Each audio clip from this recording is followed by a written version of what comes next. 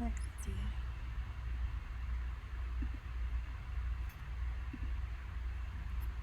Let me hit refresh on my end to make sure it.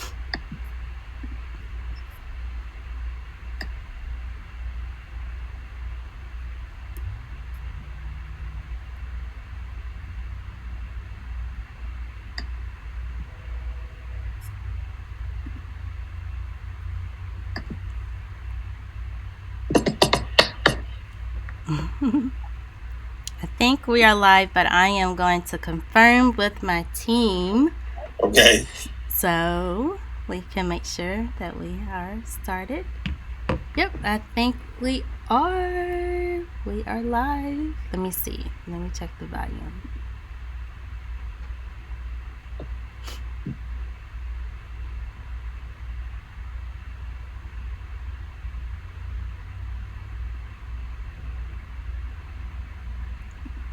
All right, so let's go ahead and get started. I don't hear anything from my teammates, so we're just gonna go ahead and get started. Awesome.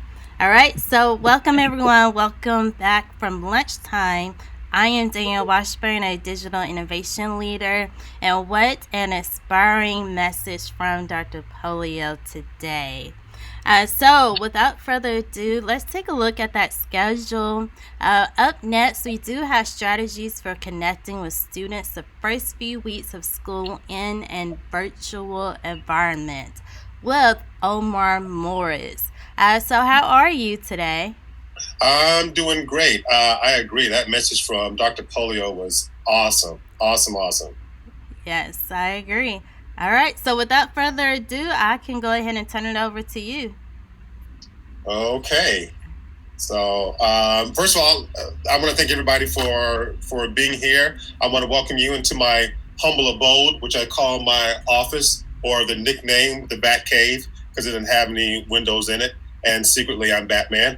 And so, we're going to be talking about things you can do in the first weeks of school to connect with the learners in distant learning. I am a school counselor in JCPS at Barrett Traditional Middle School, the Barrett Traditional Middle School. And, first things first, I'm going to be sharing lots of stuff. But since we have gone to a virtual learning atmosphere, there are literally hundreds of sources of resources that are out there. So I'm just going to be touching on a few. The other thing that I want to do is kind of introduce maybe some things that you can use technology wise, tools that you can use technology wise. So I'm going to share my screen and we will go ahead and get started.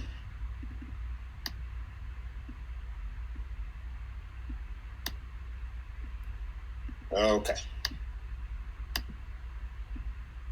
All right. So, here's a question I have for you, and I know you know the answer to it, but I'm going to ask you anyway.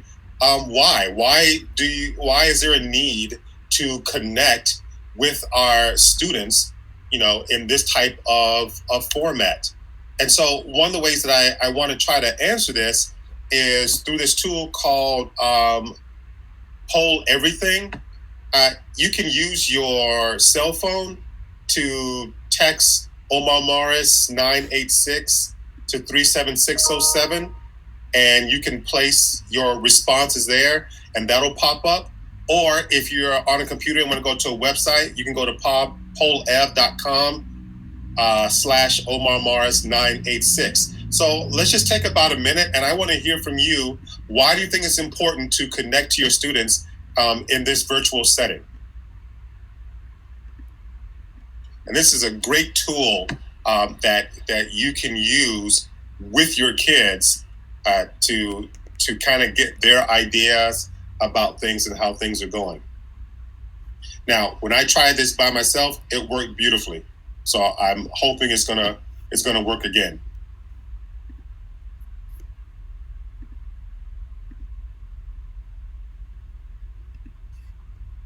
So nothing yet. You know what I'm gonna do?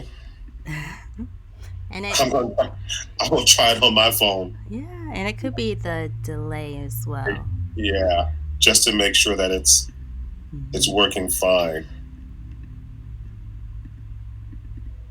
So again, you're going to text it to 37607.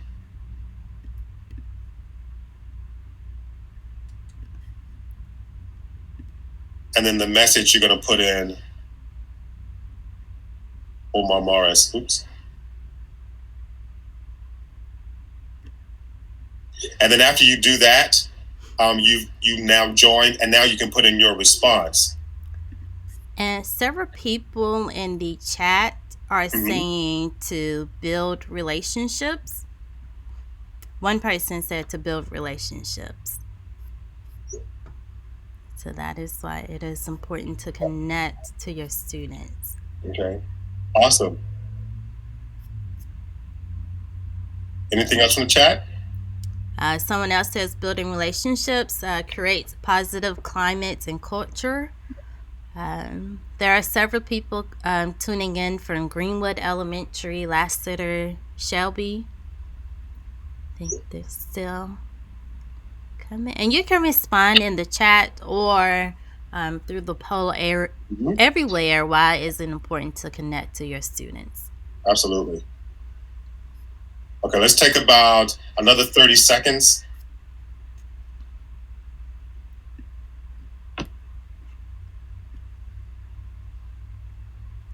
Someone said that students who feel connected are more likely to engage and show up.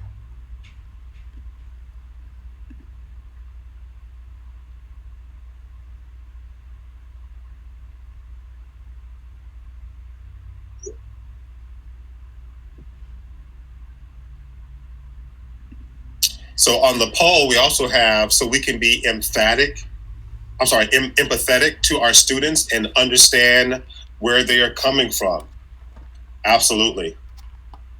Yeah. All of these responses are spot on. Understand their knowledge. Absolutely.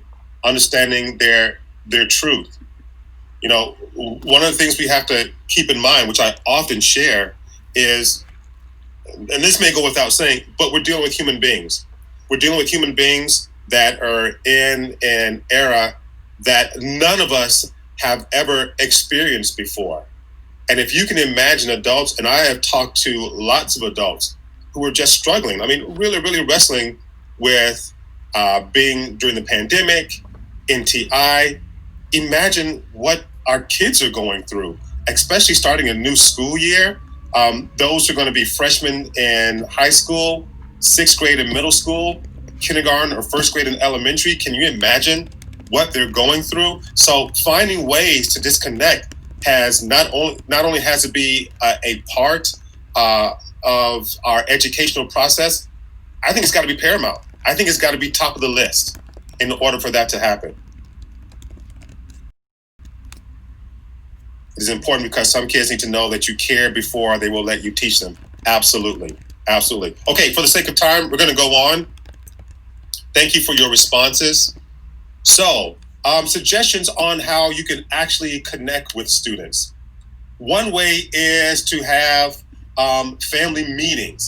Now, when I say family meetings, I don't mean just a group of students that you may have put into one group and you call them a family. I mean, literally, actually get to talk to the members in their actual household.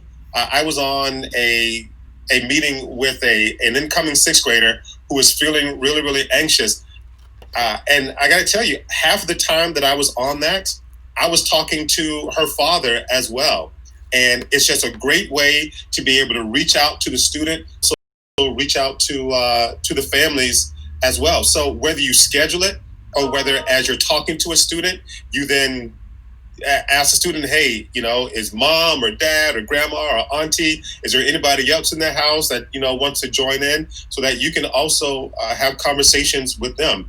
That is a great, great way, especially since, before the pandemic, we would do home visits because that's a great way to connect with families before the school year. But with the pandemic, we've had to cut back on it. So use the Google Hangout or the Google Meets or Zoom meetings to actually meet with the families online. Any questions or comments about that? There's just an awesome comment that from Jad, and he says we need to connect with the parents as well. They are the front line instructional assistants for our students. Yeah. And Timothy, he said we are not meeting to engage face to face, so we have to do something to build a relationships. Totally agree.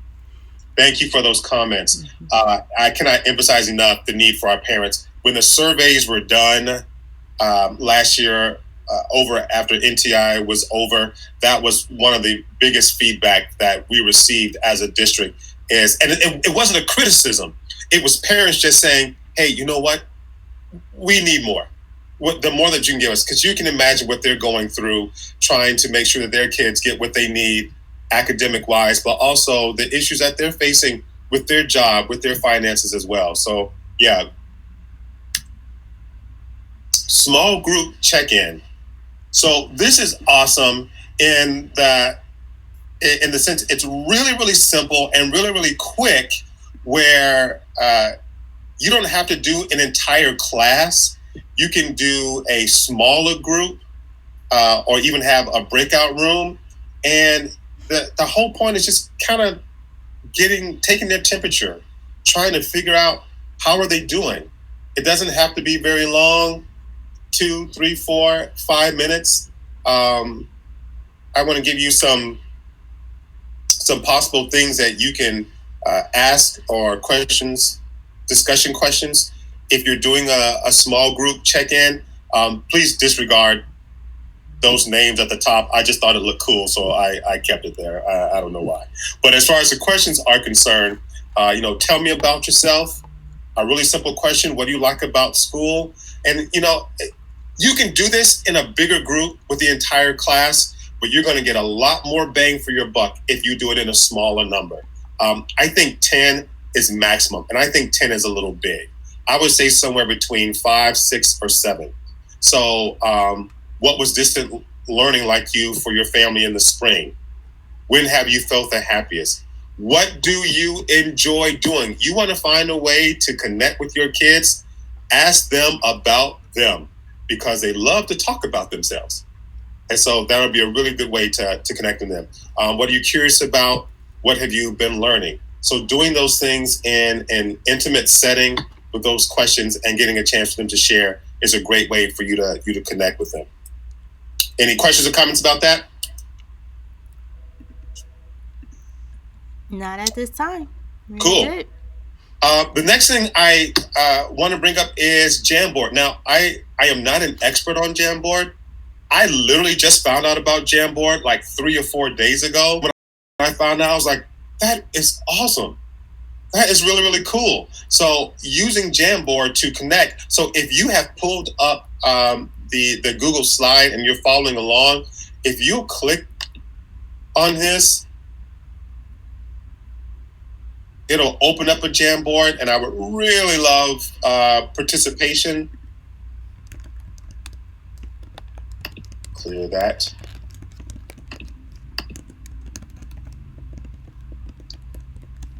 Oh, that is not the Jamboard that I had. That's all cool. That's cool. I can make another one. So I can make a sticky note, and I think the question that I had up there is, how is school going? Or not, that's not what it was. It was, are you looking forward to starting school? Why or why not?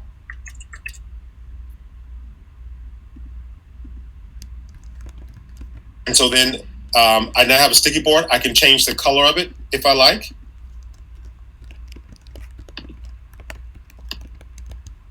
I can change its size and its angle. And then because I have it shared with everyone else, then other people can answer. So because I didn't have this up before, I don't know if anybody else can have it. Can anybody put in the chat if they have access to it as well? Let me see. And it seems like 2 people are in there. Well, one other person is in there now.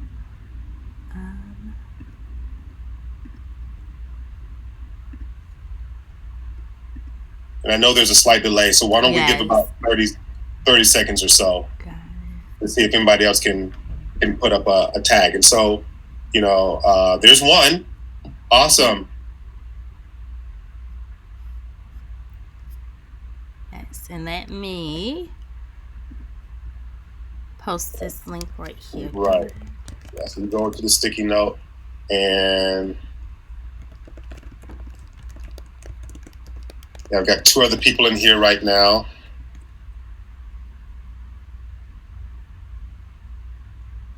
Yep, and I just posted in the chat for everyone the direct link to the Jamboard, and people are joining as we speak. So that's exciting. I appreciate it.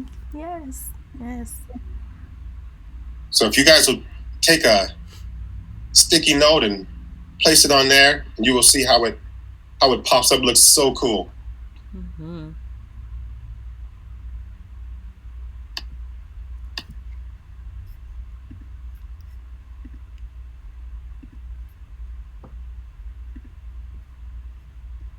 All right. We will come back to this, and we'll check to see other responses that have been put in there. Got it. That's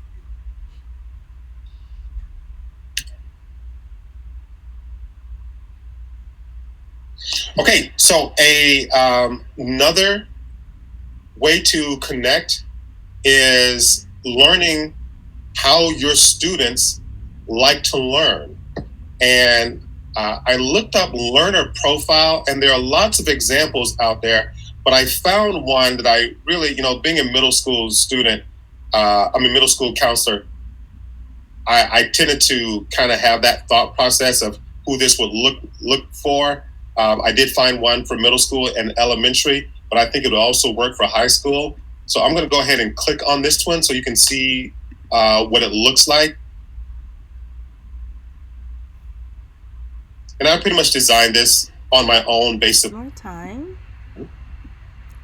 And I do apologize. This usually does not happen. Okay, I totally get it.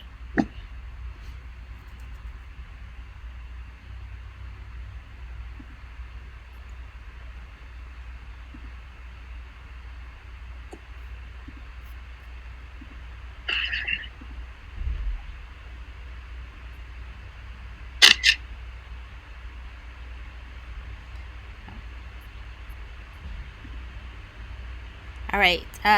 Omar, do you mind starting? I think we're good now because I'm not getting that error on my end.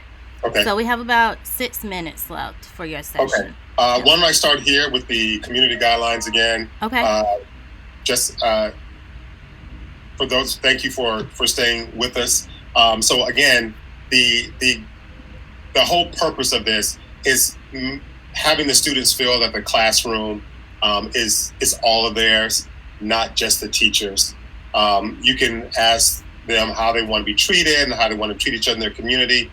They can reflect on it, and then you can actually come up with a list of community guidelines. Establishing classroom jobs. This one was interesting because I'm like, how do you do that in a virtual setting? But you can always have someone take attendance for you. You can have someone manage the chat, as Ms. Washburn is doing for me right now. You can actually have someone check in on friends because you know that they're going to be communicating with each other outside of this as well. So, get creative on finding ways to have the students help. That's going to be a huge way to connect, especially with those students that are having difficulty engaging, the ones who may not turn on their camera, the ones who may show up every other class period. Give them a job and say, hey, I got to have you here because I need somebody to manage the chat room for me. And if you're not here, who's going to do that? So establishing classroom jobs is huge. Morning meetings. not all the kids will be able to be there first thing when you start, but you can have a brief morning meeting, and it could be something as simple as motivational message. And I did this motivational message just real quick. I think it's like 30 seconds long. Good morning. This is your friendly neighborhood counselor with your morning motivational.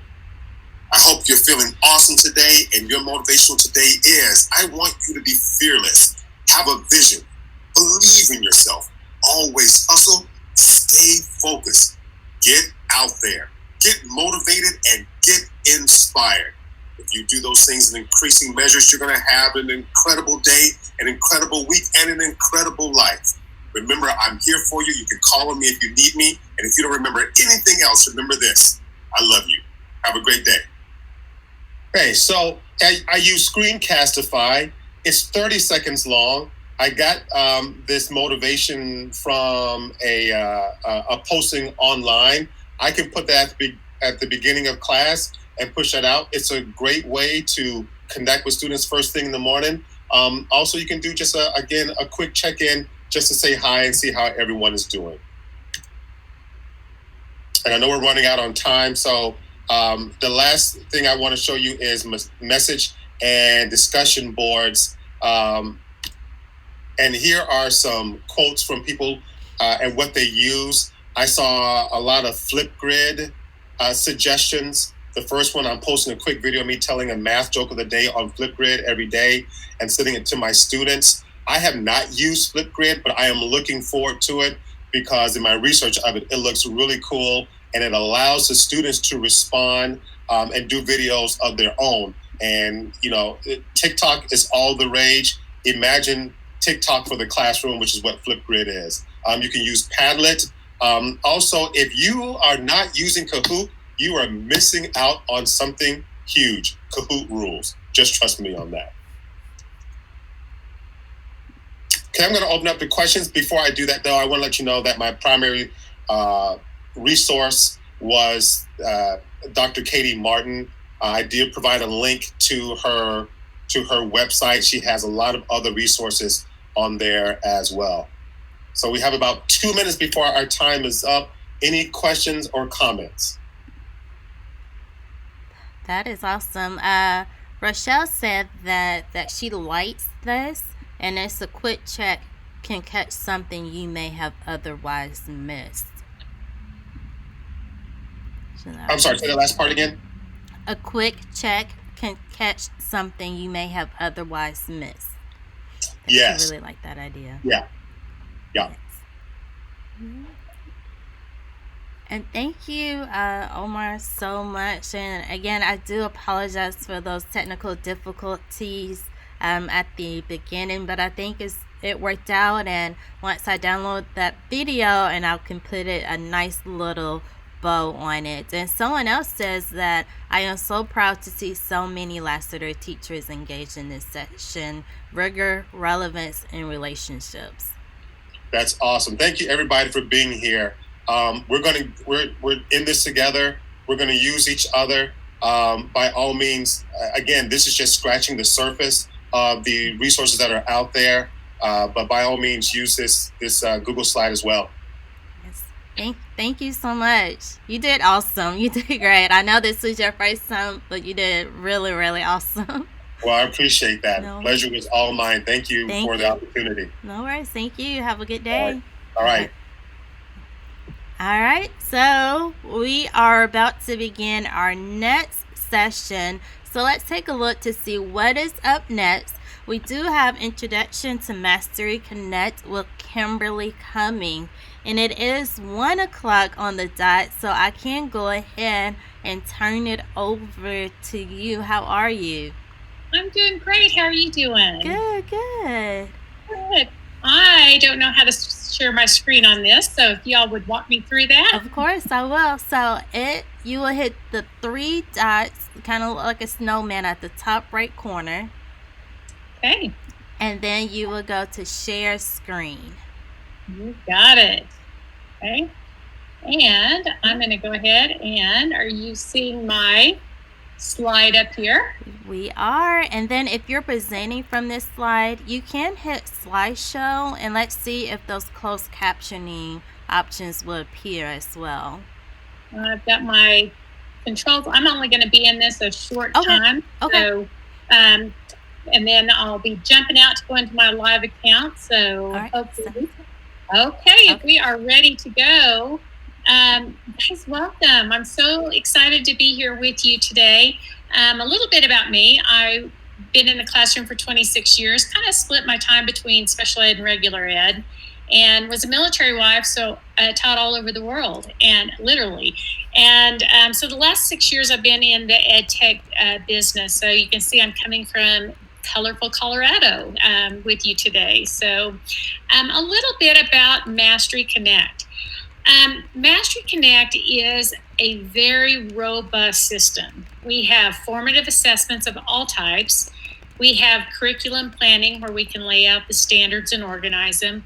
We have benchmark assessments that can be pushed out from a school or a district level. And it's really meant as a program for teacher collaboration. In addition, we are on iPads, we're on iPhones, we're on Android phones, we're on Chromebooks and laptops and any PCs of your choice. Along with the curriculum mapping, we also have a robust area for resource pins. So think of Teacher Pay Teacher for ideas that are free. A huge online community. In fact, we are worldwide. I am training at the UAE next week. In fact, I had a call with the UAE today. So we are worldwide, and not only just in the United States. And most importantly, we are a wonderful tool for PLCs.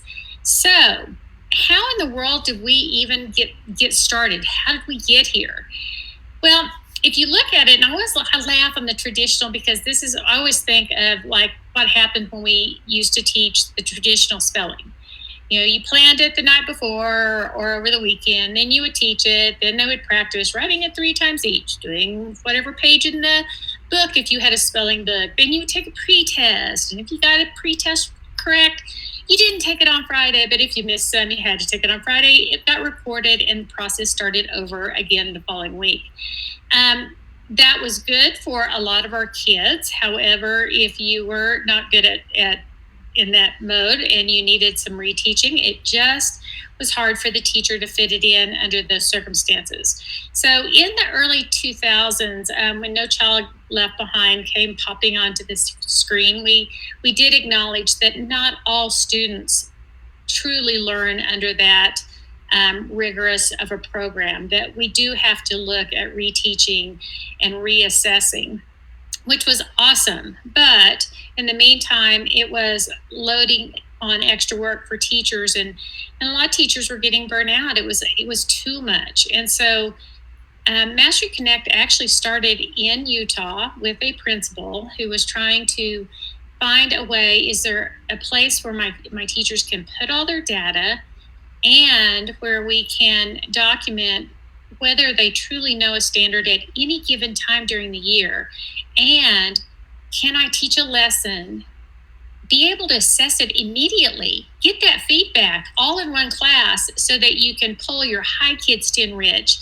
Your regular kids just will plug on with regular homework, but you could pull those lower kids and do a reteach in the back. So was it possible to have one thing do all of those items? And so that's how MasteryConnect kind of came on the scene. If you know anything about MasteryConnect, we are all about what's called a tracker. And a tracker is exactly what you're looking at. It looks like a giant stoplight. And it's meant to be that way. It's meant to be able for a teacher to kind of glance at it and go immediately, can I get a lot of information just glancing at this? So you might notice that we've got the standards, and they're color-coded across the top of the tracker. What's really cool about these standards being in here is you don't have to just stick to the regular standards. If I need to pull some standards in from another grade or subject, I can definitely do that. Kind of like what happened with virtual learning. This is a 6th grade tracker, and I might need to put some 5th grade standards into my tracker because I'm not 100% sure that maybe all of my kids really did get those end of the 5th grade standards that they needed. So we do have our standards that come in, but you can add to them and really customize them to make it user-friendly for you and really what's applicable for you in the classroom. You'll notice that by glancing at this, I'm going to glance not only horizontally, but I'm also going to glance vertically. If I look vertically, whoa, I was a rock star on 6 NSB 3. Not so much on the standard right before it. And so it might be where I blew this standard out of the water and maybe my teammate down the hall didn't, and she comes running down to me and goes, or he, what in the world did you do? Because your kids got this and mine didn't. Again, that PLC, being able to have those discussions. I, on the flip side, would need to run and get some help for these 2 standards. You guys, I've used up everything in my bag of tricks. I don't know what to do. My kids aren't getting this. Now I can look, like I said, vertically, and I've got a vertical count at the bottom so I can see exactly at any time where my kids are in their standards. But I can also look horizontally. Now, I know you all probably looking at Daryl, and we all have Daryls in our class. But I'm actually looking at Barbara down here. Barbara actually is doing really, really well in my class. I don't need to forget her. I need to know that she is doing well, and I need to get her some enrichment because, as you know, with these high kids, they have to still show growth. And so it's really important to me that I know who those kids are so that I can provide the correct instruction for enrichment. Yes, I've got Daryls in my classroom, and I've got to address the Daryls and be able to pull the Daryls back. So what you're looking at, I want to show you, this is one that's really starting out. And the reason I know that this tracker is brand new at the beginning of the year, and this was probably an assessment that they gave to see where they were in each standard. I know that because it's showing that there's just one item, one assessment under each of those standards. Well, if I come down here to same group of kids, now you're going to see where I've got a lot more assessments loaded in per standard. Now, you'll see this is probably October. And I'm thinking, I wonder how my kids did way back in August when we started out the year. I'm going to stop here and tell you something about a tracker that I want you to kind of think about. You're looking at this going, okay, I have a grade book. Why in the world am I having to do a tracker? How is this different from a grade book? Guys, what you're looking at right here and the colors that you're seeing on this tracker are not averages. And that takes a while to sink in. The colors you're seeing on the tracker are not averages. This is not a grade book. What you're seeing, especially on 6 RPA 1 here, the colors you're seeing are the 6th thing that was assessed in that standard. It's the last thing that was assessed in that standard. So why in the world would I want a platform that doesn't average these in but tells me the last thing that was assessed? Well, I told you on this one, I suspect this is probably one in October because I'm all the way over to my 6 NSB 4. As I was saying, I wonder how my kids, I wonder if they even remember what we did in August. So I'm going to throw out an assessment only on 6 RPA 1. And when I left 6 RPA 1, everyone was in the green. And lo and behold, if you come down to my count at the bottom, I've got 4 in near mastery and 2 in remediation. That tells me that I need to pull these groups. These yellow kids, I can probably do just a quick little refresher with them, and they'll be fine. And they'll probably go back up to green. These red kids, I probably need to do a little more intense intervention with them to get them right back on track. So by having a program that shows at any given time how they're doing on a standard, it really answers a lot of those questions we have. We don't wait till a state assessment's given and we panic and go, oh my gosh, they're being tested over all these standards, and it was months ago that I taught that. Well, it's cool because at any time I can throw something out and just get those quick checks of information. So in MasteryConnect, really the heart of our program is what we call the ITS model. So the ITS model is, how can I quickly identify levels of understanding? So I need to be able to do it quickly, and I need to be able to do it on demand. Next, how do I target those students for appropriate intervention? And like I said, not just the low kids. I need to worry about those high kids too, because I need to be providing the appropriate enrichment for those kids as well. And then finally, if I am having trouble in a standard, who can I reach out to? I've got to be able to look at a lesson that I've taught and be able to self-evaluate. Did I do really well teaching that? Did the kids do really well? Do I need some support? Because no matter what I'm trying, the kids aren't getting it. So it really is that pure TLC model that we identify, and is really the heart of MasteryConnect. So I do have, let me get to my next slide that I'm in.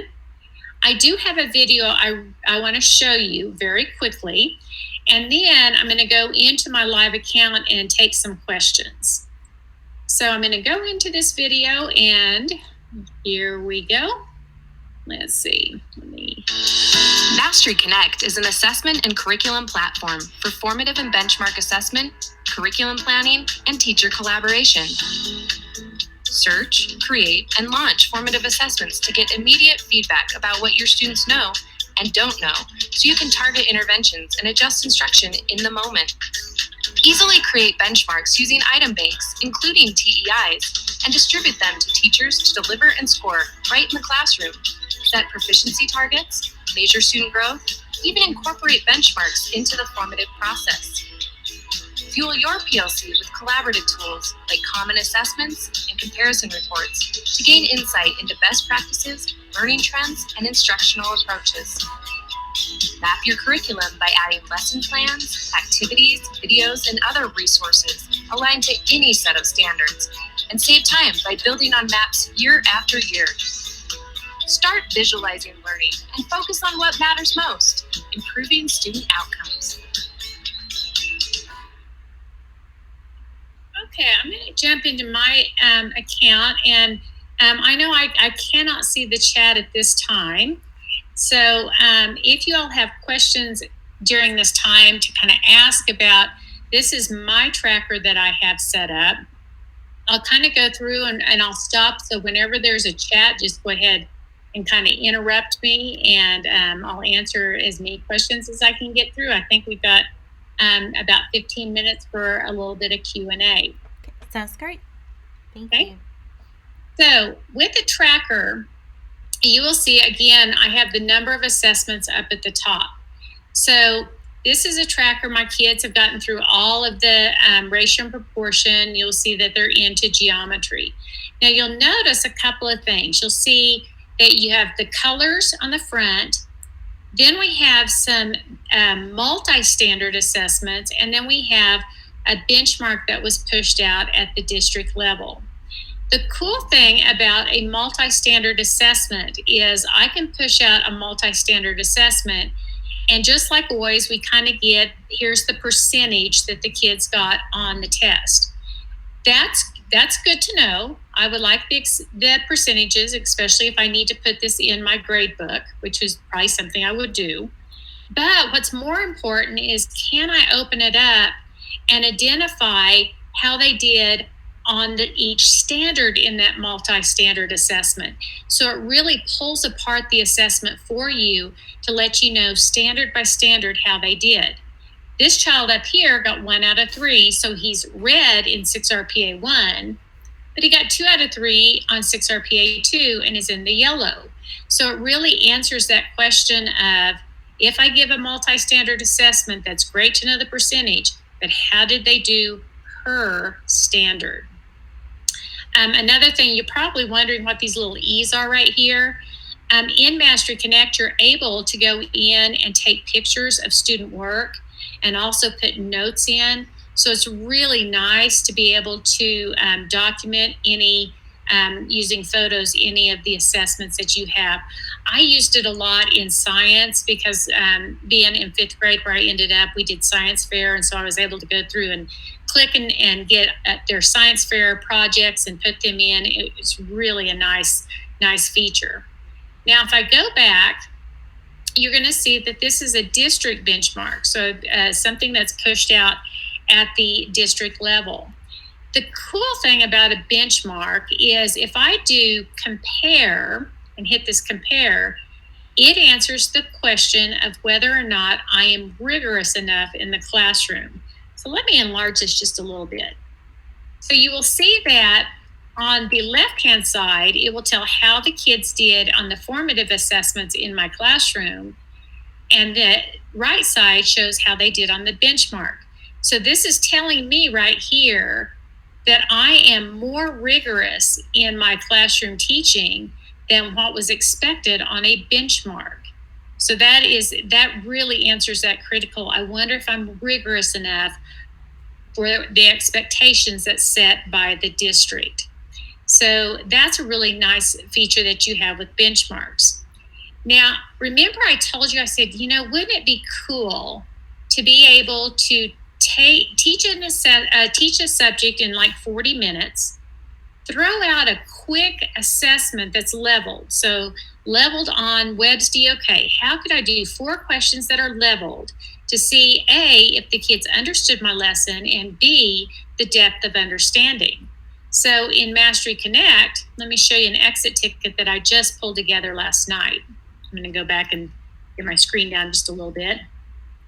I threw in this assessment, and it's super easy to assess kids. I'm going to just go ahead and push this out to my students, and it gets a number that I assign and let the students know there's an assessment that they need to take. Then they go on to student.masteryconnect.com. They simply put in their assessment number, and then they put in their student number. My first student here, let me get his number in. And so you'll see that I quickly pushed out an assessment. It's 4 questions long. I can, if I need to zoom in, because this one's kind of small, I'm going to go ahead and zoom in just a little bit and make it a little bit bigger. You'll see that I also have turned on text to speech. So it will read the questions to the kids if that's an accommodation they need. So they go through simply answering the questions. I have no idea what the answer, so I'm going to do what some of our kids do and just simply put B, B, B, B, B on it, and we'll see how well I did. So they finish their assessment, say yes, and then it automatically tells, oh, I didn't do very well, tells them how they did, and it lets me know when I pull the reports that this is a kiddo here that I need to pull in the back and do a reteach with. So easy to be able to put assessments in, easy to push it out to students and get immediate results in. So I know which groups I need to pull. Do I have any questions so far? Because I've shown you some kind of cool things. Yeah, the questions that we had pertain to JCPS. For example, will it be available in the Students Club portal? But there are no questions right now. Oh, well, that is very good. Yes, it is. So let's take a look at some of the results that we can get and some of the reports we can look at. So I'm going to come in and I'm just going to pull a report for a quick check over here. And you'll notice that I have a report that pulls up, and it is an item analysis. So I can look at the assessment. I can see what the assessment looks like. I can see the answer key to the assessment. And then all of these are interactive. So, 9 students got this answer correct. I can look and see, Constance didn't get that one correct. So I can go through and see, is there a trend in the answers or the kids that are missing them? I can also, like this one right here, I had more kids miss it than get it correct. Well, let me look at the question. Is it a good question? Is the correct answer even marked for this one? Like I said, you can go back to the answer key and look. So you've got various reports, and that one was the item analysis. I can look at student mastery. The cool thing about this student mastery is anything that is being pulled in from your school information system, you can put the demographic options on. So if I'm looking at all my students that took this, and maybe I want to know, well, how did my males do against my females? Well, you'll see that my males on this assessment did a lot better than my female counterparts on this assessment. I had the same percentage on the green, on the mastery, but I had way more in the red and absolutely no yellow for my females on this assessment. So I can go down. If I want to look at my ELL students in my classroom, I can pull my ELL results. So it gives you automatic demographic information per assessment. I can look at tracker comparison. Mine's not really very good because I just have this in one tracker. But if I taught 2 or 3 sections of the same course, I could compare.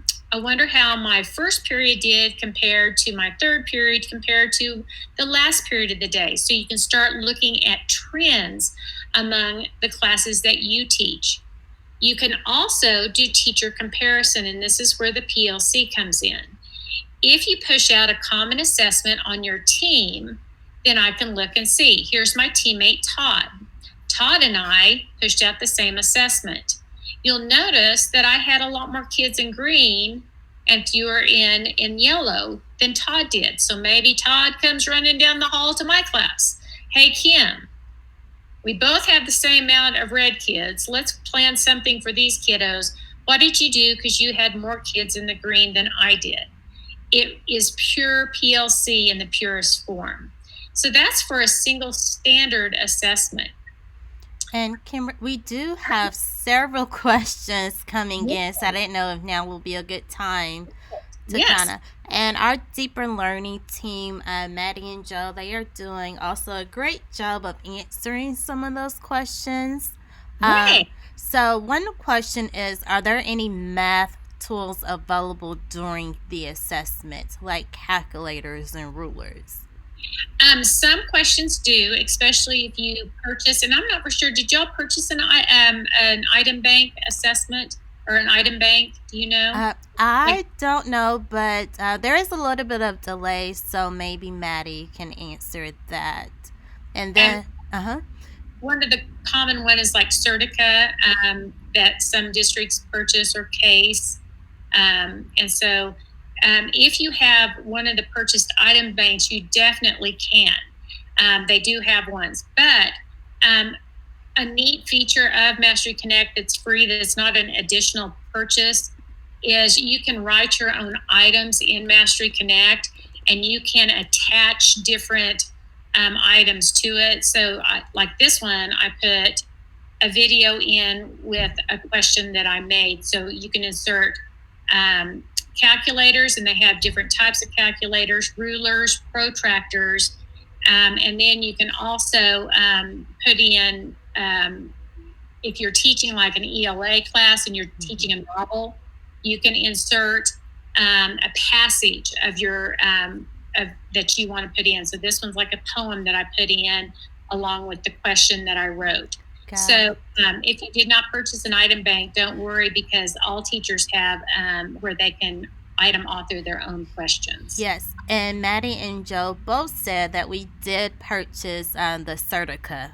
Oh, that is awesome news. Yes, The assessment that you saw was made with Certica, and Certica has pre-made questions, and they go out and they purchase released items from other states, and they also have assessment writers. And so there are literally thousands of questions that are in this bank that you can go and pull from all different grade levels, even AP courses. any of the state standards. So it's a really nice feature. Got it. And then just one more question. Does MasteryConnect assign student numbers to them? No, they use their student IDs that are brought in on the school information system. So if they have to use their student number, like at the lunchroom, it would be the same number they use probably for their lunch and the number that's been assigned to them. It's the same one. Got it. So they don't have to remember a new number. Awesome. Thank you. You betcha. Going back to my tracker, I did want to show you one really cool thing. Cool is my word today because it is burning hot outside. So I want to show you an individual student report that you can also pull. I said I spent a lot of time in special ed and spent a lot of time sitting in RTI meetings or MTSS. And one of the things that even as a regular teacher is trying to pull all the papers to take to the meeting. All of the assignments that the students do are already in the system. And not only do you pull it up and see the actual assessment, but you also see how they did on that particular assessment. So all of their past work lives in the tracker report. And I also like that I can go to any of his other trackers and I can see how he's doing in his language class. I can look at his trackers from previous years. So I can even go in to a tracker 2 years ago, go into this report and pull an exact assessment that he did possibly even 2 years ago and see what the assessment looked like and his student answers. So a wonderful documentation. And like I said, this one's followed him for multiple years back. Got it. And then just a follow-up question to the student number. Will it show, I guess the teachers, will it show us the student number when looking at the reports or the student's name? It's always over here to the side. Okay, so that's both, correct? That's both the name and the student number. And that's where you also turn on that text to speech. Also is over you see the edit. So yes, it comes with the student number. And then that's where the accommodations are. Awesome. Thank you. You are welcome.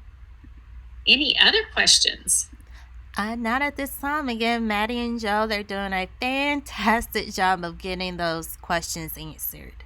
Excellent. Well, I have enjoyed being with you all today.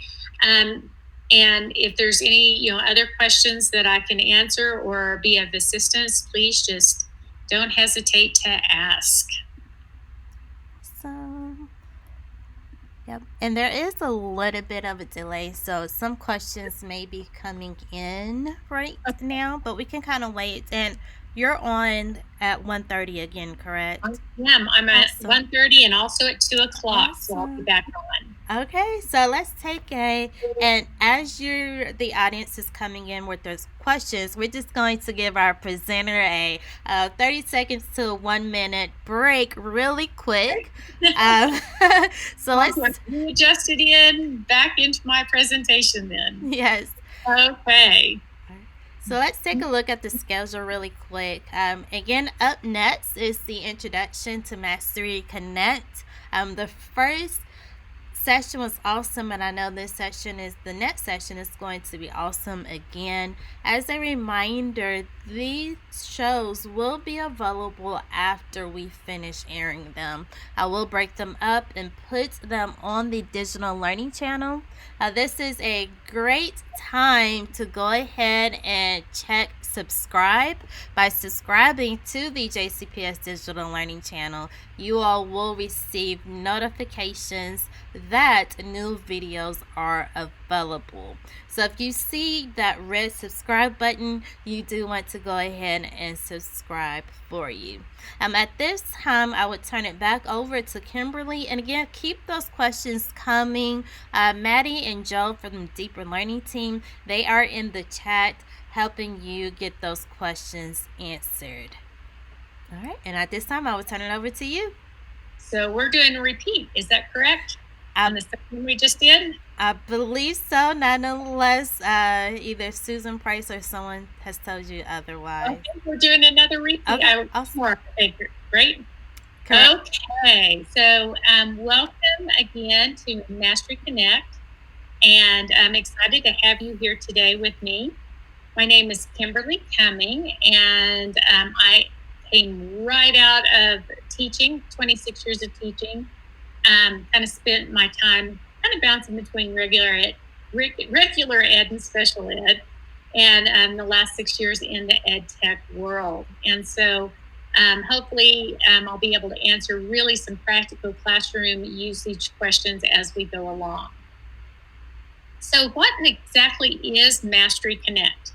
Well, we are a very robust format, and in our platform, you can assess any formative assessments, whether they're loaded into MasteryConnect, so an old assessment you may have loaded in, or an assessment that you have borrowed from the community. We have a huge community pool of assessments with over 500,000 assessments in there to use. And also using the Certica Item Bank, which is a bank of questions that you can use. So all types of formative assessments. We do have curriculum planning embedded in our platform. So you can organize your standards. You can put different assessments in your curriculum mapping at that time. We have benchmarks embedded in our program that can be pushed out at a school level or at a district level. And we have several reports that really work well with teacher collaboration and PLCs. So the more amazing features of MasteryConnect, not only can you access MasteryConnect on Chromebooks, laptops, MacBooks, but you can also access it with your iPhones and Android phones and iPads. And so kids can actually go on, download the student app, and take assessments on their phone if they need to. So on a variety of different platforms with the mobile apps that we have. Again, that curriculum mapping. We have a whole section in MasteryConnect of resource pins. And so think games, bulletin boards, just teaching ideas. We have a whole section on just getting ideas to use in the classroom. We have a robust online community. We are not only in the United States, but we are worldwide. We have schools from all over the world. And I was telling the last group, I called this morning was with the UAE, because next week I am training the 4 different groups from the United Arab Emirates. And so worldwide online community. And then again, those robust PLC tools that we have. So in MasteryConnect, it actually was a program that was started in Utah by a principal, and he was having issues trying to get all the data in one place, and then being able to help his teachers and staff members to be able to really get some on-the-moment assessments to really look at how we pull kids in different areas. So we have the traditional teaching model, and if you've been in teaching long enough, like me, you will see that this is kind of like, and I refer to the old spelling program. You know, the teachers would plan it on the weekends, and we would come in on Monday, and we would all read the words together, and then we would write our words 3 times each, yada, yada, yada, pre-test. If you did well on it, you didn't have to take the test on Friday. But if you got free time on Friday because you got it right. Well, this worked for a while until we started seeing that some kids were not keeping up. And how do you get out of this traditional plan if you need to do some reteaching? So in the early 2000s, 2001 to 2002, is when No Child Left Behind came on. And that's where it was like, okay, you guys, we really cannot keep affording to leave all these kids behind. We do need to really step up the part of being able to assess, reteach, in that constant cycle. it was amazing for kids, but it was really hard on the teachers because we were still trying to teach in the traditional mode and add this on at the end. And so that's kind of how MasteryConnect was born, is how do we do this on this timeline? And so in MasteryConnect, we are all about what's called a tracker. And this is a tracker. And you will see that it looks a lot like a stoplight. And it should be. It should be something that a teacher can glance at very quickly and get information. Not have to dig around in the numbers, just a quick visual. How are my kids doing? So you'll see that the standards appear at the top of my tracker. Now, these happen to be 6th grade standards, and but I can, if I need to, I can add other standards in. So if I'm teaching, and we all experienced virtual online learning in March, well, if I'm teaching 6th grade this year, I might need to put in some 5th grade standards just to make sure that my kids really did master those standards, even though we went virtual last spring. So this is very customizable with standards from not only other grade levels, but I might want to put a writing standard in here. If I require writing in my math class, I might want to put a writing standard in. So very customizable to be used for each individual teacher. Now you'll see that on a tracker, you can look vertically. You can also look horizontally. If I look vertically, I can see very quickly, oh my gosh, I did amazing on 6 NSB 3. But if I look at the 2 other standards right here, these standards, I need some serious reteaching in those standards. I can also look at the counts that appear at the bottom, so it totals it for you over to the side. Now, I want to show you these numbers up at the top. Those are actually the number of assessments in each standard. So this is probably a tracker from the very beginning of the year, because what this probably is a pre-assessment that was thrown out so that I have an idea how each of the kids are doing in the standards. So if this is a beginning tracker, let's look at that same tracker and see how they did down the road. I know this is down the road because if you look up at the top, there's a lot more assessments that have been loaded in under each standard. So this that you're looking at, this tracker, this you might think, well, okay, I have a grade book and I have my grades in my grade book. So why would I be needing something such as this? Isn't this just like a grade book? And the answer is not at all like a grade book. The colors that you're seeing are not averages. So on this standard here, I have 5 assessments. What you're seeing are how the kids did on the very last assessment in that standard. So, very different from a grade book. But why would I in the world want a program such as this? Well, let's think about it. Here are the kids in August. This is my first standard 6 RPA 1 that I taught at the very beginning of the year. So I'm teaching and I'm teaching and I'm teaching, and I get to late September, early October, and I think, oh my goodness, I wonder if the kids remember what I taught them way back in August.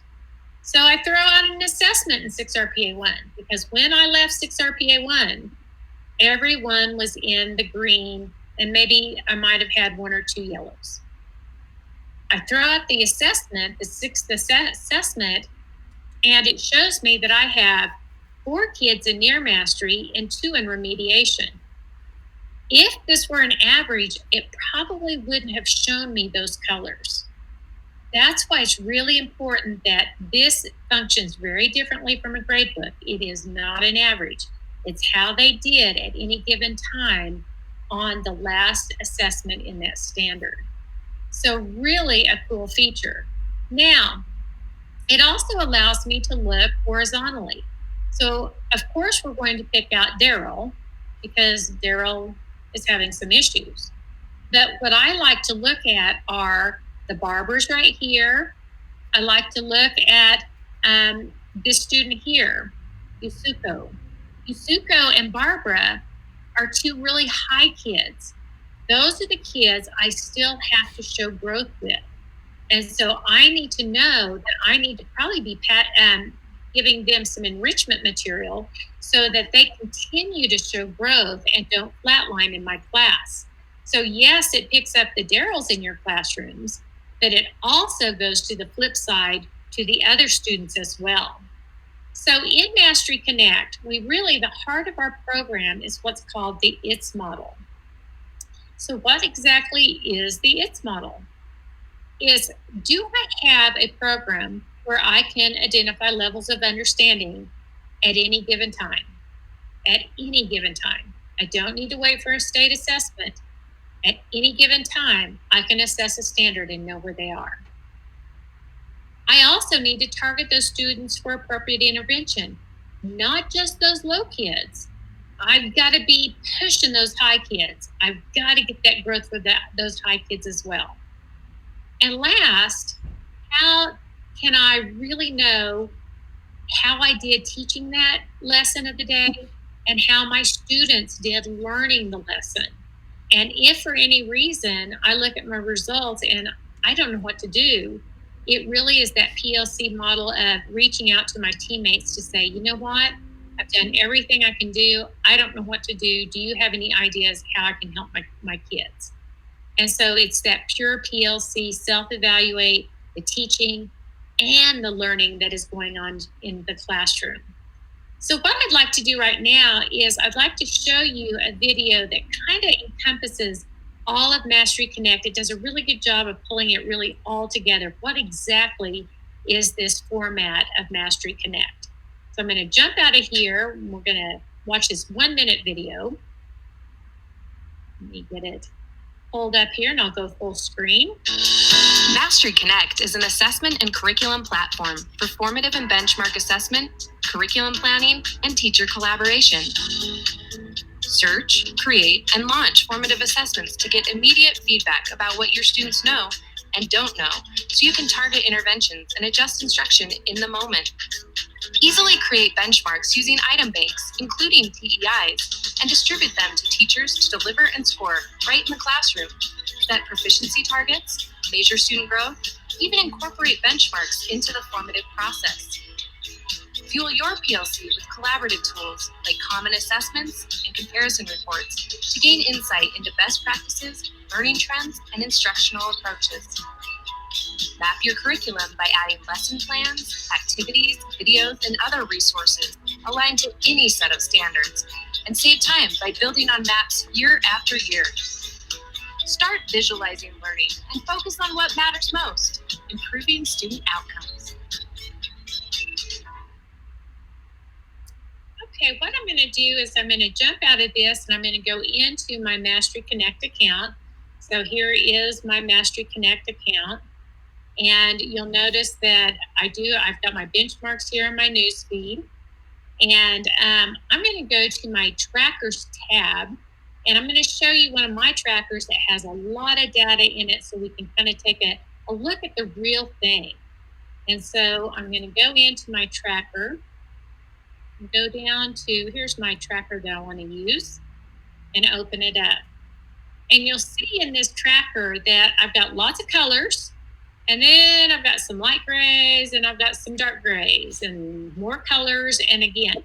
So let's take a look and kind of see some of these different items that we have in my tracker. So you'll notice that a mid-unit and a unit test, these are multi-standard assessments. And like any multi-standard assessment, it gives you the percentage. And I would probably actually put this one in my grade book because I have the percentages and it's a big assessment. But always what I struggled with the big assessment is it was great. I got an overall score, but I really wanted to know how did they do for each standard that was in that multi-standard assessment. So if I click it open, I can look here and I can see exactly standard by standard how that student did.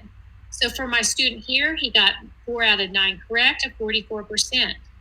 I don't really need to worry about the first standard 6 RPA 1. He got 2 out of 3 total. But I do need to continue working with him on 6 RPA 2 and 6 RPA 3. So you can see it breaks it down automatically for you by standard. So looking at this, I can kind of tell, even at the counts at the bottom, most of my kids know 6 RPA 1.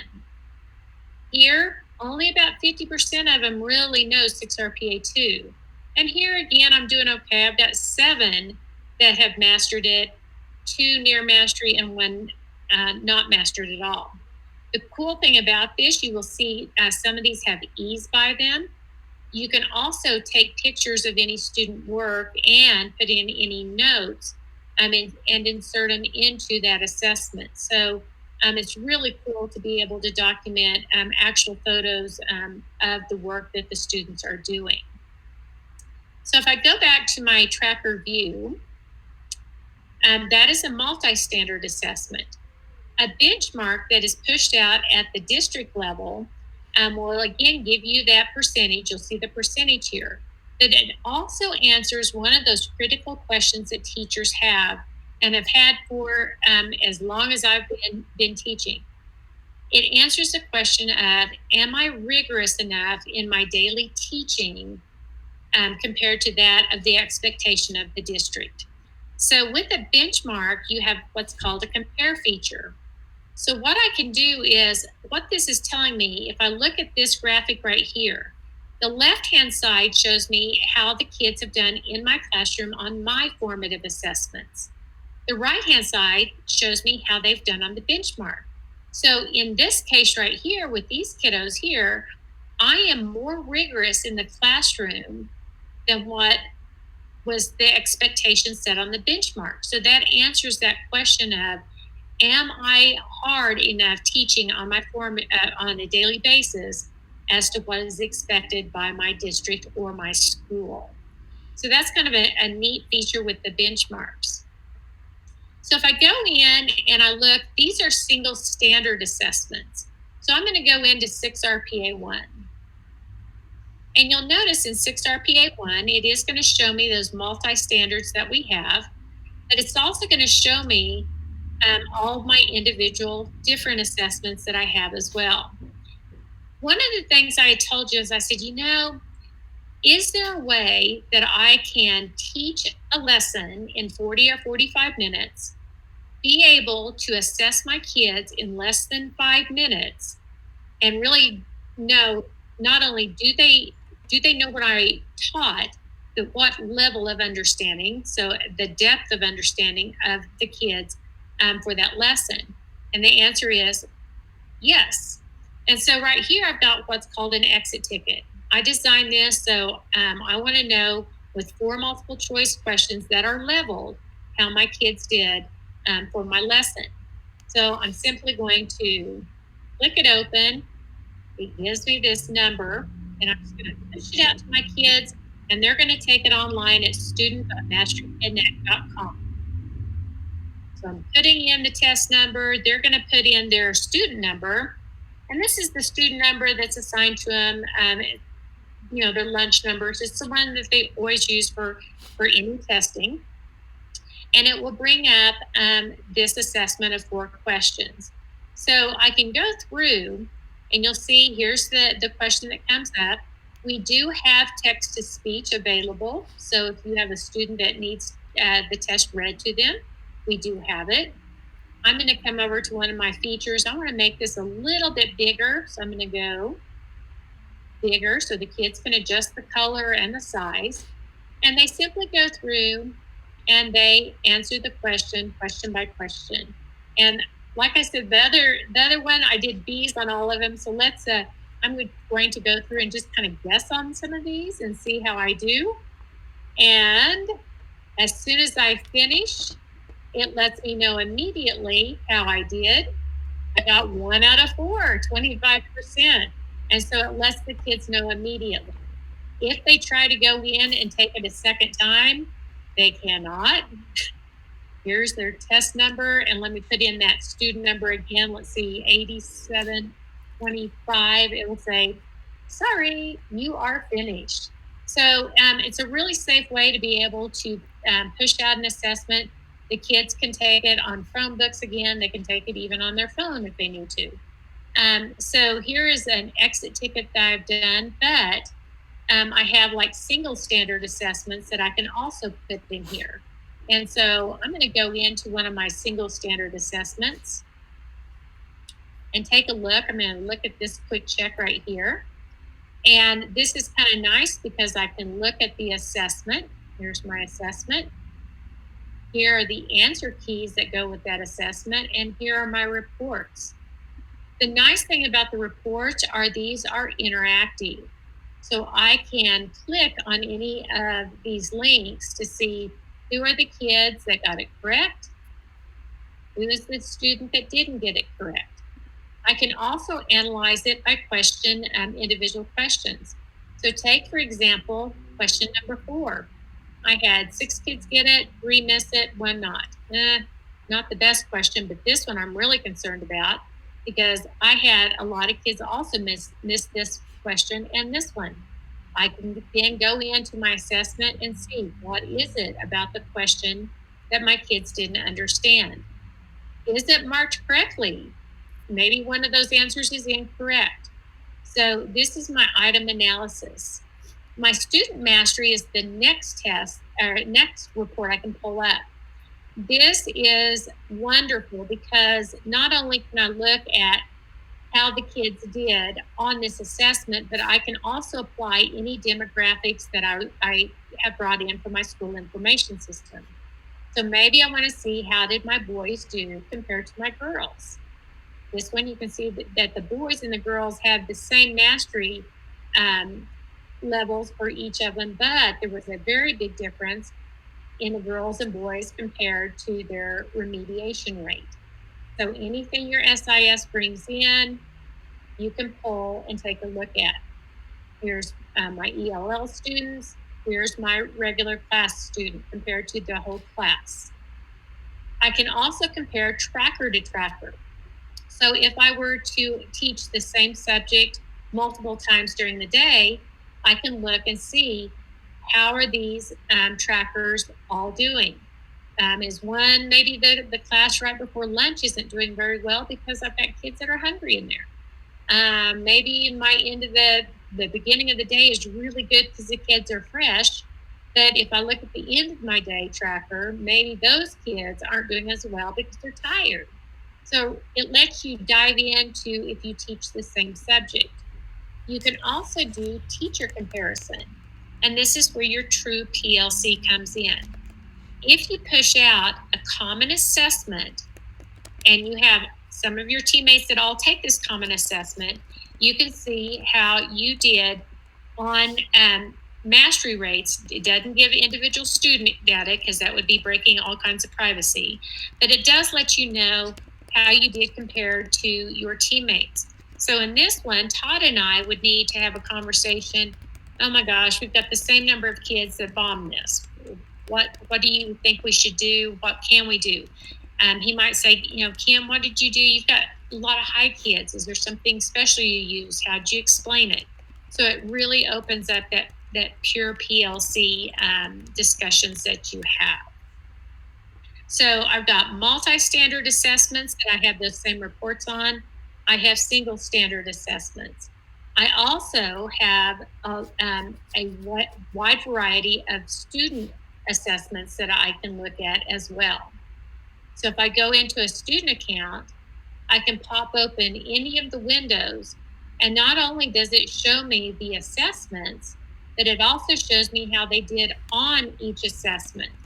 So if I come in here, I can look at the assessment and I can see how Constance did on that assessment.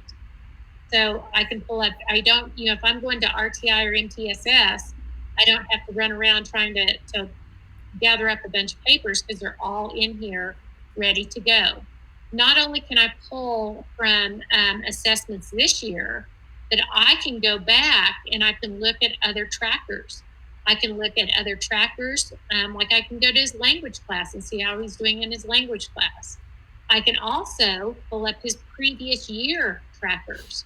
So if I'm in that RTI meeting, I would want to say, okay, he's struggling in math. Let's see how he did in math 2 years ago. And again, even 2 years prior, I can go into any of those assessments and pull them open to see how he's done. So I know I've got about 5 minutes left. Do we have any questions coming in on the chat? We do. But first, Jared Taylor, they stated that is great that someone has come up with a way to track progress towards mastery while maintaining evidence of learning in one spot. So they are loving that platform. Yes. Yes. And then the other question, which providing some clarification on how to export grades to Infinite Campus. Like, does it import to a spreadsheet and then you have to upload it to Infinite Campus, or does it automatically go to Infinite Campus? Okay, so you all don't have Canvas, do you? We do not. So it's okay if you don't have Canvas. That is quite all right. So you simply go in, and what you would do in Infinite Campus is you would go ahead and create your column. So you put your assignment in, create your column in Infinite Campus. So you would come in and say, this is my Infinite Campus tab. I create my assignment. I go to my MasteryConnect tab. I find the assessment that I want. And I always did expert scores, and I always did percentages. So expert scores, and it will say, do you want the score? I want the percent. So I'm going to export percent. I'm going to say percent. Then I come back over to my Infinite Campus. And when I put my cursor in the first field and I push F8, it then populates all your scores into Infinite Campus. So really, really quickly it does it. So again, create your score in Infinite Campus, open your MasteryConnect, go to export, get what you want to export, go back to Infinite Campus, go to the first cell, put your cursor in the first cell, hit F8, and it all goes in. Voila! It's a beautiful thing. Yes. And very easy. Yes. Thank you for that. Thank you. You betcha. Any other questions that came in? Not at this time.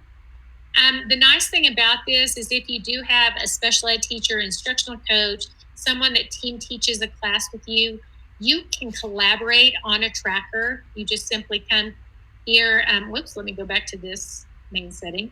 So you just come up to your orange drop down and it says add collaborators, and it will send them an email, and then you both can work on the same tracker at the same time, which is really nice. So I know as a special ed teacher, one of the things I hated was going into a teacher's class and interrupting them while they're in the middle of teaching. But if I'm collaborating, I can pull up the tracker while the teacher is still teaching. I can go to the last thing that was assessed. I can come over here and go, okay, who do I need to pull today? So I come over here and go, okay, on this chapter checkup, I need to pull the following students. And so I can go and know that I need to pull this student right here, and I might need to probably pull this one because they got 3 out of 6. And so I know I can go tap them on the shoulder, pull them to the back. The teacher doesn't stop teaching, and it's awesome. So hopefully I kind of intrigued you just a little bit. It's a great, robust program, and good luck with it. It is a blast to use. Yes. And then just because there is that little delay, we did have a couple of follow-up questions to that Infinite Campus question. And one question is, do teachers need to import each assignment separately? Yes, they would. Okay. But not everything that you do at MasteryConnect you're going to want to put in the gradebook. It really makes you focus in on, is this something like an exit ticket I don't want to put in? Mm-hmm. That's just driving my instruction. But I do want to put in either like a quick check or a mid-unit or a unit test.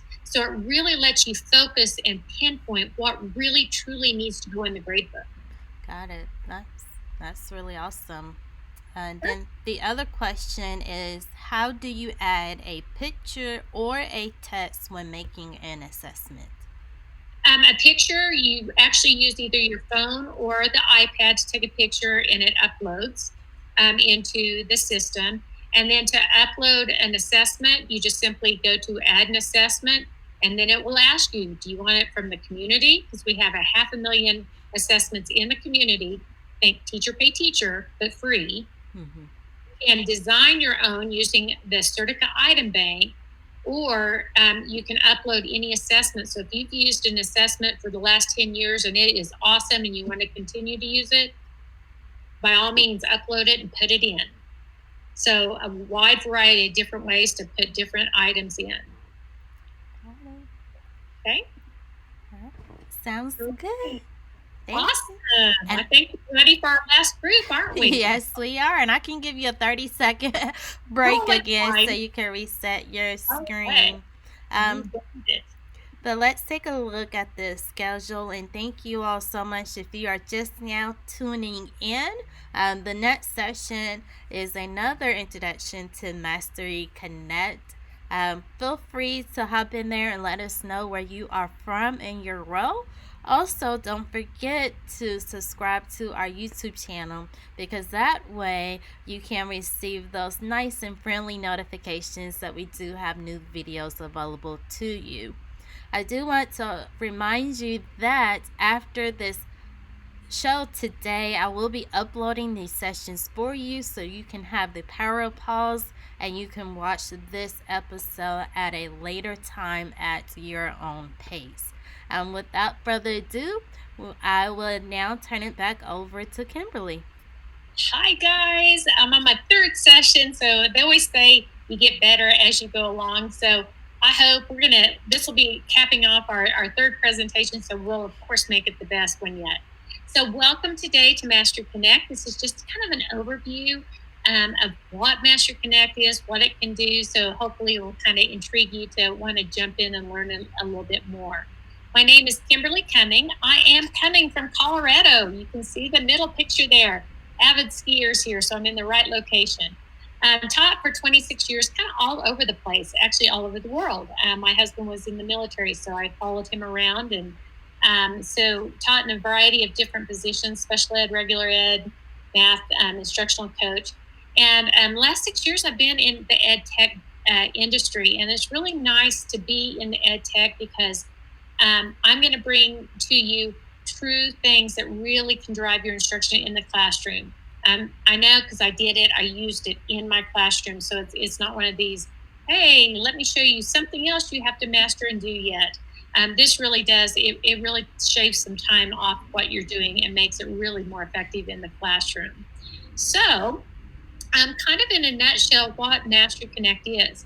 We are a platform that pushes out formative assessments. Those formative assessments can be assessments that you've used for years and years now, so you can upload them into MasteryConnect. They can be assessments from our community. We store assessments that teachers have put into MasteryConnect. There's over 500,000 assessments that you can sort through, and we've got, believe me, with 500,000, we've got some robust drop-down search features. So you can use assessments. They're all free. You don't have to pay for them. And you also have purchased Certica Item Bank. And so it is an item bank of thousands of questions from state assessments that have been released, and also from their assessment writers at Certica. And so a bunch of different variety of ways to get formative assessments into MasteryConnect. We also have benchmarks that are pushed out either at the school level or the district level. We have curriculum planning, so you're able to put all your standards in one place and attach all those formative assessments to it, so that each year when you go to create, and I'll show you what a tracker is, all your assessments will magically appear in your tracker because you put them in your curriculum map that we have. And then most importantly of all, the teacher collaboration. It's really being able to hold meaningful PLCs with your team. That is not all. We also you're able to access MasteryConnect not only on Chromebooks and laptops and PCs, but also iPhones, Android phones, iPads. So we do have a really neat, robust app section for not only teacher app, but the student apps. We have, like I said, the curriculum mapping. We have a whole center of resource pins that are available. Think of this as kind of being very Pinterest, like I want to find a bulletin board. I need a game. I need to find an activity. So not only are we all about the assessments, but we're also about the really cool ideas that occur in the classroom. We are not limited to just the United States. We are worldwide. And I shared with the other two groups, at 6:30 this morning, I had a call with the United Arab Emirates because I'm doing 4 PD sessions next week. Now, mind you, they start at midnight and go to 2 a.m., but I'm doing their professional development for the UAE next week. And we also, again, we talked about those PLC tools that we have to drive your PLC meetings. So how in the world did MasteryConnect kind of come about? As we know, and I use the analogy of spelling because it really does follow this traditional timeline. You open up your teacher book and you have your teacher lesson. So the kids come in on Monday, they say their spelling words and they write them 3 times each. Then they do the page in the book if they had a spelling book. Then you take a pre-test. Then if you didn't get 100 on the pre-test, of course you took it on Friday and you got the real test, and it would start all over again. For a majority of the kids, they did okay. But we did have kids that couldn't follow that timeline. And using spelling is really critical because I couldn't spell. This was a disaster for me. It was horrible. And usually if I did pass a test on Wednesday or Friday, there's no way I remembered those words. So in the early 2000s, between 2001 and 2002 is when No Child Left Behind came on. And as we know, it really was good for kids because we couldn't keep with this model and keep losing those kids. It really was good for kids. It was kind of daunting for teachers because now same amount of time in the week, 5 days a week, but we had this extra stuff to throw in on it. And it was daunting. If you taught in the early 2000s, it was daunting. That's the only word I can use for it.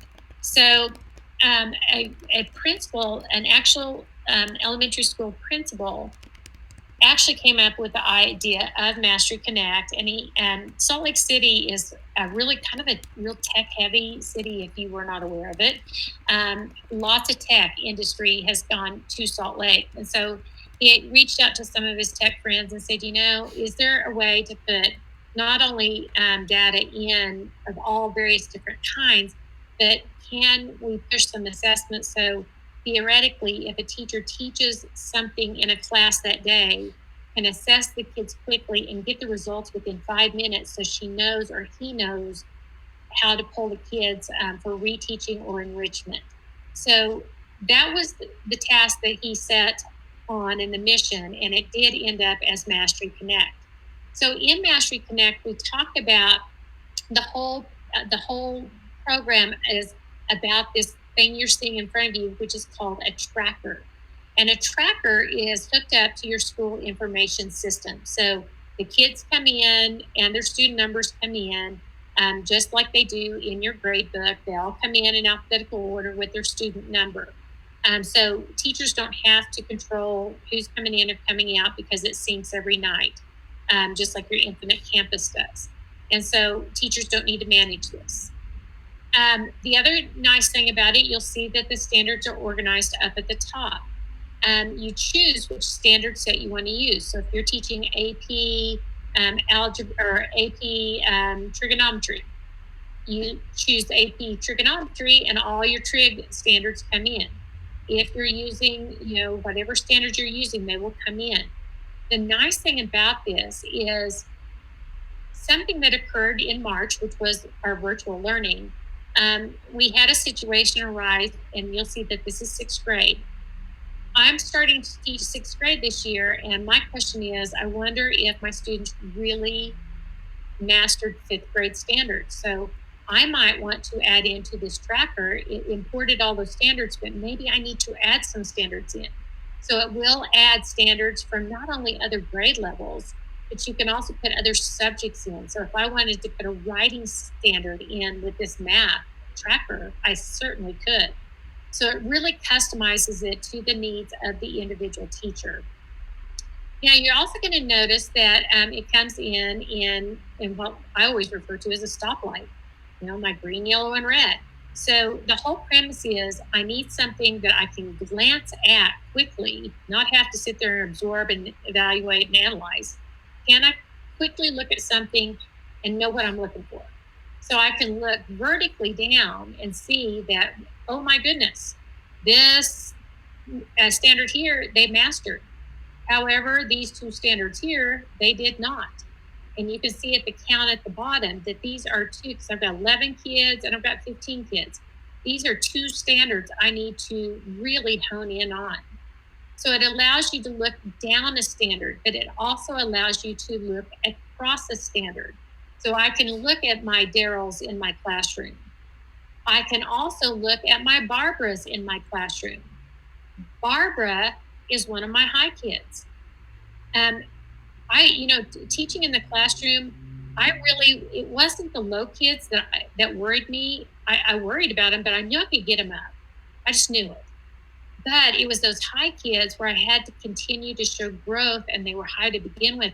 Those were the ones that truly scared me, because that's where I have to have rigor to make sure that I'm enriching these kids to show growth. So it not only picks up those low kids, but it picks up those high kids as well. Now, this is going to be a tracker at the very beginning of the year. And the reason I know that is because if you look at the top, these numbers up here tell how many assessments are under each standard. What this is showing is this was probably a pre-test that was given at the very beginning of the year to kind of see how the kids are doing or what they know before I start teaching. So let me show you a tracker that's probably around September or October. I know that because, again, if I look at my numbers up here, this one has 6 assessments under it. This has 5 assessments. So it shows me how they're doing, and I'm probably down over here in October. Now, what I'm going to tell you right here is one of those questions that when I first came up with MasteryConnect in my classroom, I was like, my first question I had is, why do I need to do this? I have a grade book. This is extra work. I don't have time for this. I don't need it. And that is true. You've got a grade book, and a grade book serves an amazing job at averaging those grades. This is not a grade book, and the colors that you're seeing are not averages. So why would I want a program that doesn't show me averages, but shows me the last thing that was assessed in a standard? So I had shared with you, this is probably September or October. I'm over here in September and October, and I have that one nagging question in the back of my head. And that question is, oh my gosh, I wonder if they remember what I taught them in August. I bet they don't. I bet they don't have a clue what I taught them, because when I left 6 RPA 1, they were all green. I wonder how they're doing. So I throw out an assessment on 6 RPA 1. Lo and behold, I have 4 kids in yellow and 2 in red. If this were an average, these colors probably would not pop the way that they popped in my tracker. That's why on this 6th assessment, these are the colors that show me how they've done on that last assessment. This tells me that these 4 kids here, that's probably just a quick fix. I can probably do a quick reteach with them and get them right back on track. However, these 2 red kids and possibly this student might need some further intervention. That might be a couple of days worth of work to get them back on track. So this is really cool because it answers that question. I wonder if they remember. And that's one that we hate to wait till the state assessment to get that, because that's when that shock factor we do not want. This assures us at any given time we can stop and check and make sure. So in MasteryConnect, the heart of our program is what's called the ITS model. And this is what really drives our philosophy. It's, can I identify the levels of understanding at any given time? And I think I showed you that on that tracker. Yes, at any given time, I can find that at those levels. Most importantly, can I then target for the appropriate? Now, target, we always, again, don't just, when we say target, don't think low. You've got to think high. Who are those kids to enrich? Who are those kids that I need the intervention with on the low end? And then finally, you've got to be able to reflect. How did I do teaching that class? How did my students learn with me teaching in that mode? Do I need to change my modality of teaching? So it really gives you that reflection piece and that PLC of, if I didn't do something and I need to reach out, can I reach out to those in my team to help me? So this is the heart of MasteryConnect. I have an amazing video I'd like to share with you that kind of wraps everything up. So let me grab it. So come on, there we go. Let me go full screen with it in just a second. Let me come down here. MasteryConnect is an assessment and curriculum platform for formative and benchmark assessment, curriculum planning, and teacher collaboration. Search, create, and launch formative assessments to get immediate feedback about what your students know and don't know, so you can target interventions and adjust instruction in the moment. Easily create benchmarks using item banks, including TEIs, and distribute them to teachers to deliver and score right in the classroom. Set proficiency targets, measure student growth, even incorporate benchmarks into the formative process. Fuel your PLC with collaborative tools like common assessments and comparison reports to gain insight into best practices, learning trends, and instructional approaches. Map your curriculum by adding lesson plans, activities, videos, and other resources aligned to any set of standards, and save time by building on maps year after year. Start visualizing learning and focus on what matters most, improving student outcomes. Okay, I'm going to jump out of that, and I'm actually going to go into my live account so you can kind of look at my live account that I have. So when you log in, you kind of get, it really looks like social media, but it's kind of cool because you can follow different people in the community. When they load something into the community that you like, you can simply grab it and use it in your tracker, which is really nice. So I'm going to go to one of my trackers that I have some information in. I'm going to click on it and grab one up here and pull it up. This is one that I've been, got lots of different data in it. And you're going to see here are those standard colors, those stoplight colors that you see. We've got the multi-standard assessments and we've got the benchmark assessments. So let's first jump into a multi-standard. The nice thing about a multi-standard is it does give you a percentage. So this student down here got 8 out of 9, 89%. What I really need to know is, yes, they got an 89%, but how did they do per standard on that multi-standard? So I open it up and it's going to let me know automatically how they did standard by standard. So it breaks it down for you. So I know on this assessment, this boy here got 4 out of 9. However, he's doing fine on 6 RPA 1. He got 2 out of 3. But on 6 RPA 2 and 6 RPA 3, this is where I need to focus my work. It does a count at the bottom so you can see this standard right here, I'm okay on. My kids are doing great. This one might need to pull and do some little reteach here. This one's okay. I've got one that really kind of is in trouble, but overall as a class, they're doing pretty well. So it breaks it down automatically for you. So that's a multi-standard assessment. I can go into one of my standards and I can see all the assessments in this standard. So if I want to come over to my quick check, I can pull open my quick check and it's going to show me my assessment, my answer key, and then it's going to give me my reports. On multi-standard, you have the same reports as you do on a single standard here. This is what's called my item analysis, and these are interactive. So I can click on them and I can start seeing the kids that are missing the questions on that assessment. Like I said before, it's really good to know because I can look at like this one right here and go, my goodness, I had 6 kids miss it and only 4 got it right. Maybe it's not the kids. Maybe I need to go back and look at the assessment on question number 5. Is there a vocabulary? Is there vocabulary in there that I need to change? Is it the way that the question's being asked? So it lets you dive into an item analysis.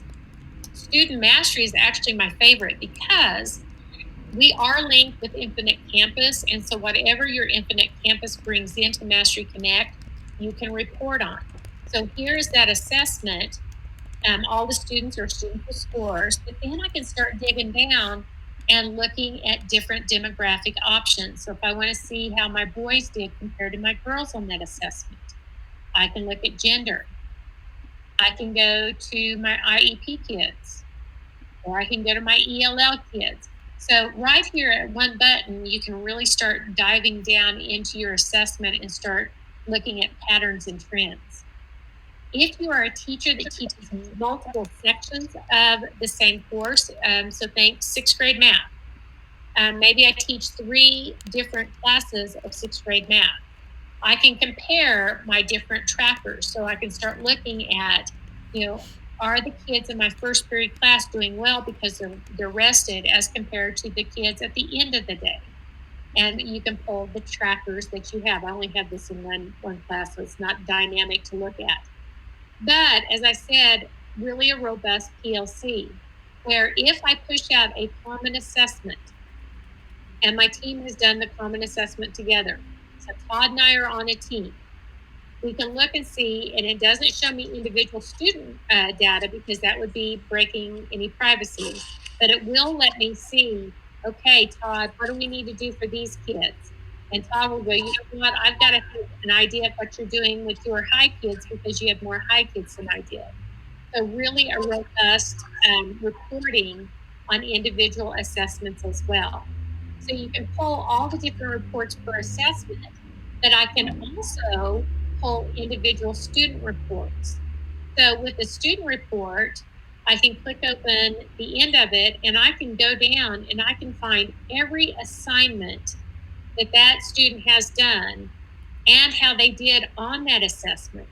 So if you have to go into an RTI or an MTSS meeting, you don't have to run around like crazy trying to grab papers because they're all here and they're all visible. You just click it open, pull it up, and it shows you automatically how they did on the assignments. So I've got all kinds of rich data that's already embedded in a student report. I can also go to other trackers. So this is his math tracker. I can go and pull up his language arts tracker and see how he's doing in language arts. Is he doing poorly in math, but doing better in language arts? I can go to trackers from previous years. And so if I want to see how Alexander did in 4th grade, I can go to his 4th grade tracker, pull it up, pop it open, and see how he did on a test in 4th grade or on an assignment at any given time. So really some rich data that you have with your students. Now I know we've got about 5 or 6 minutes left. Do I have any, and I do want to show what an assessment looks like. I want to push one out. So be getting some of those questions in to the chat. I'm going to go back to my tracker and I'm going to push out an assessment so you all can kind of look at it. So I have put together an exit ticket for one of my classes to take, because like I said, I wanted to be able to teach my lesson in 40 or 45 minutes, push out an assessment, have them take it so I could get my groups together. So all you do is you hit the assess button and it gives you a test number. And all the kids have to do is go to student.masteryconnect.com, put that test number in, put their student number in, and the test appears. And so this one, I have 4 questions on it. They are level questions. I just simply come through. If I want the test to be bigger, I can adjust it. So let's make it huge. And then I can take my assessment. And guys, I have done poorly on this, on each one of these. So let's see if I can do any better at all on this one. Let's see. I've been getting 1 out of 4 on this. So let's see. Oh, I got 100%. Sweet. So my other ones, you can see if the student tries to go back in and retake it a second time, 8673, it will say, sorry, you are finished. So I can go back to my tracker, and there it appears. There are the 2 kids that did not do well on it. Here is my 1 student that did really well on it. So, and that was a Certica item bank that I had thrown together to push out to assess. So it took me maybe 2 or 3 minutes to make the exit ticket. And as you saw, I was able to push it out in less than 2 minutes and have the kids on and working. Okay, do I have any questions? It's one question which you covered before, but since this is a new session, we can cover it again.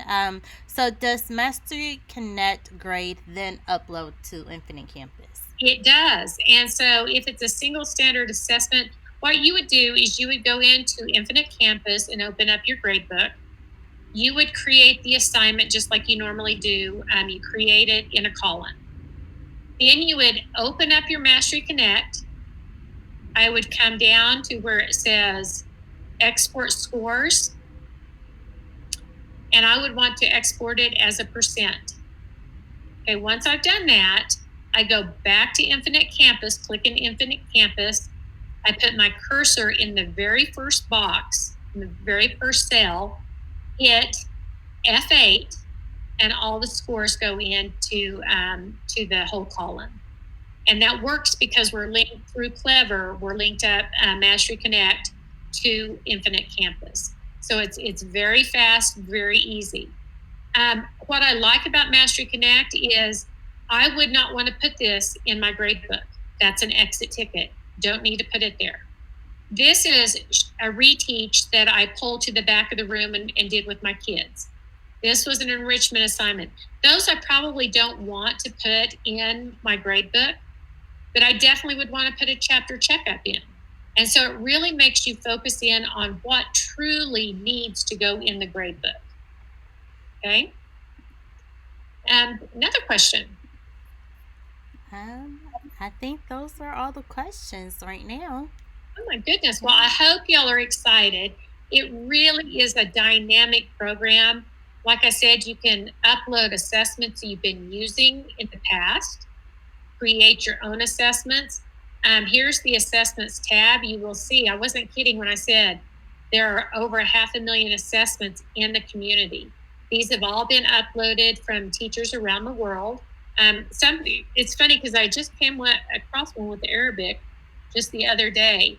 But you can use your search features. It will let you toggle down where you can really go to subject, core. You don't have to worry if you find something from like Texas that you want to use.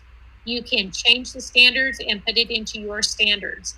So you're able to use assessments from all over the place just by cloning and changing the standards. And so you can really toggle down even by standard and find the assessment you're looking for. Okay. Sounds good. Yep. I think we are good to go. And I know that if any JCPS employees or teachers have any questions, I know our Deeper Learning team, and there will be supports available to you to support you through implementing MasteryConnect with your students. Excellent. Well, thank y'all for having me today. I quite enjoyed it, and look forward and welcome to the MasteryConnect family. We're glad to have you aboard. Yes, thank you. We're glad to be here. Yes, thank you so much.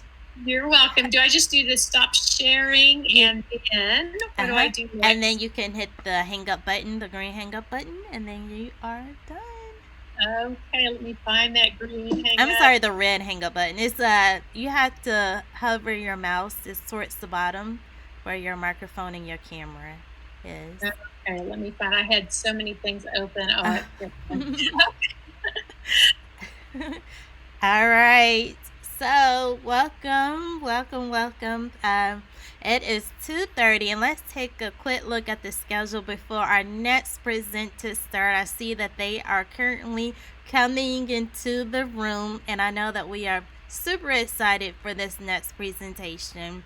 And that presentation is over academic support programs for phase student re-engagement plan. And we have an awesome panel that will be giving us that overview. So how are you all, ladies? We're good. How are you? Good. So good to see you. We're good. yes. Yeah, I Can love. you hear me okay? Yeah, I'm still good. Yes. I love your background, Michelle. Thank love all the you. family pictures. You're welcome. Thank you. Hear me? I don't think So my how do audio I go is about sharing my screen? You will click on the top 3 dots. It's on that screen right next to the cogwheel. And See then it? share screen. Wonderful. And then to turn on those closed captioning, you will hit present. And then you can hit hide on that screen right here that's right on top. Yep. There we go. And then you want to bring it to the top. Perfect. All right. I will turn it over to you all.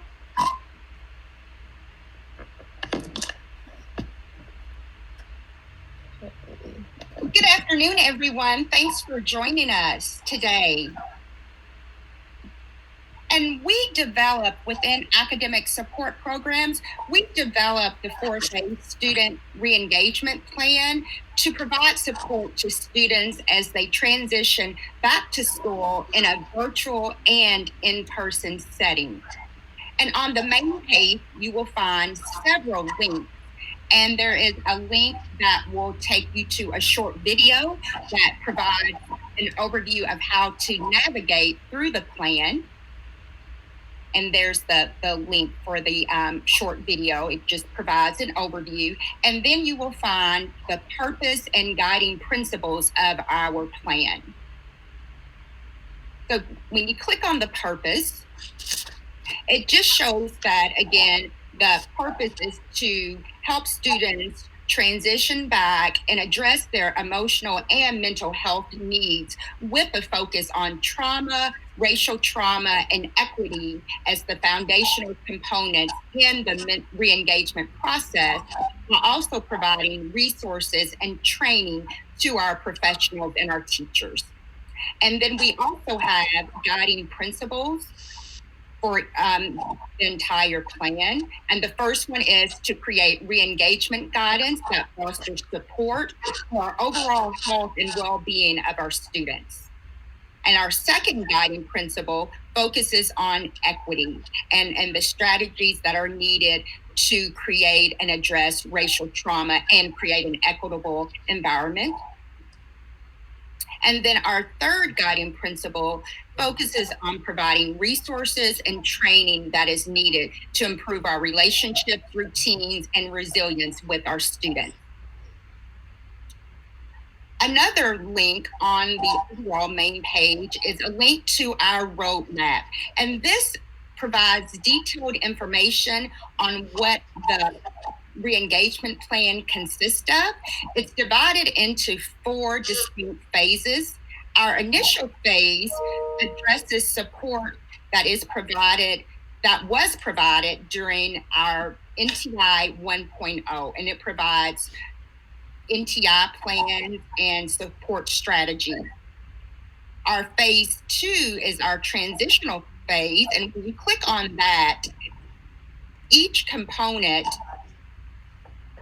will provide detailed information on what is in the plan. And so within transitional, we have strategies on training, as well as strategies on universal supports and screeners.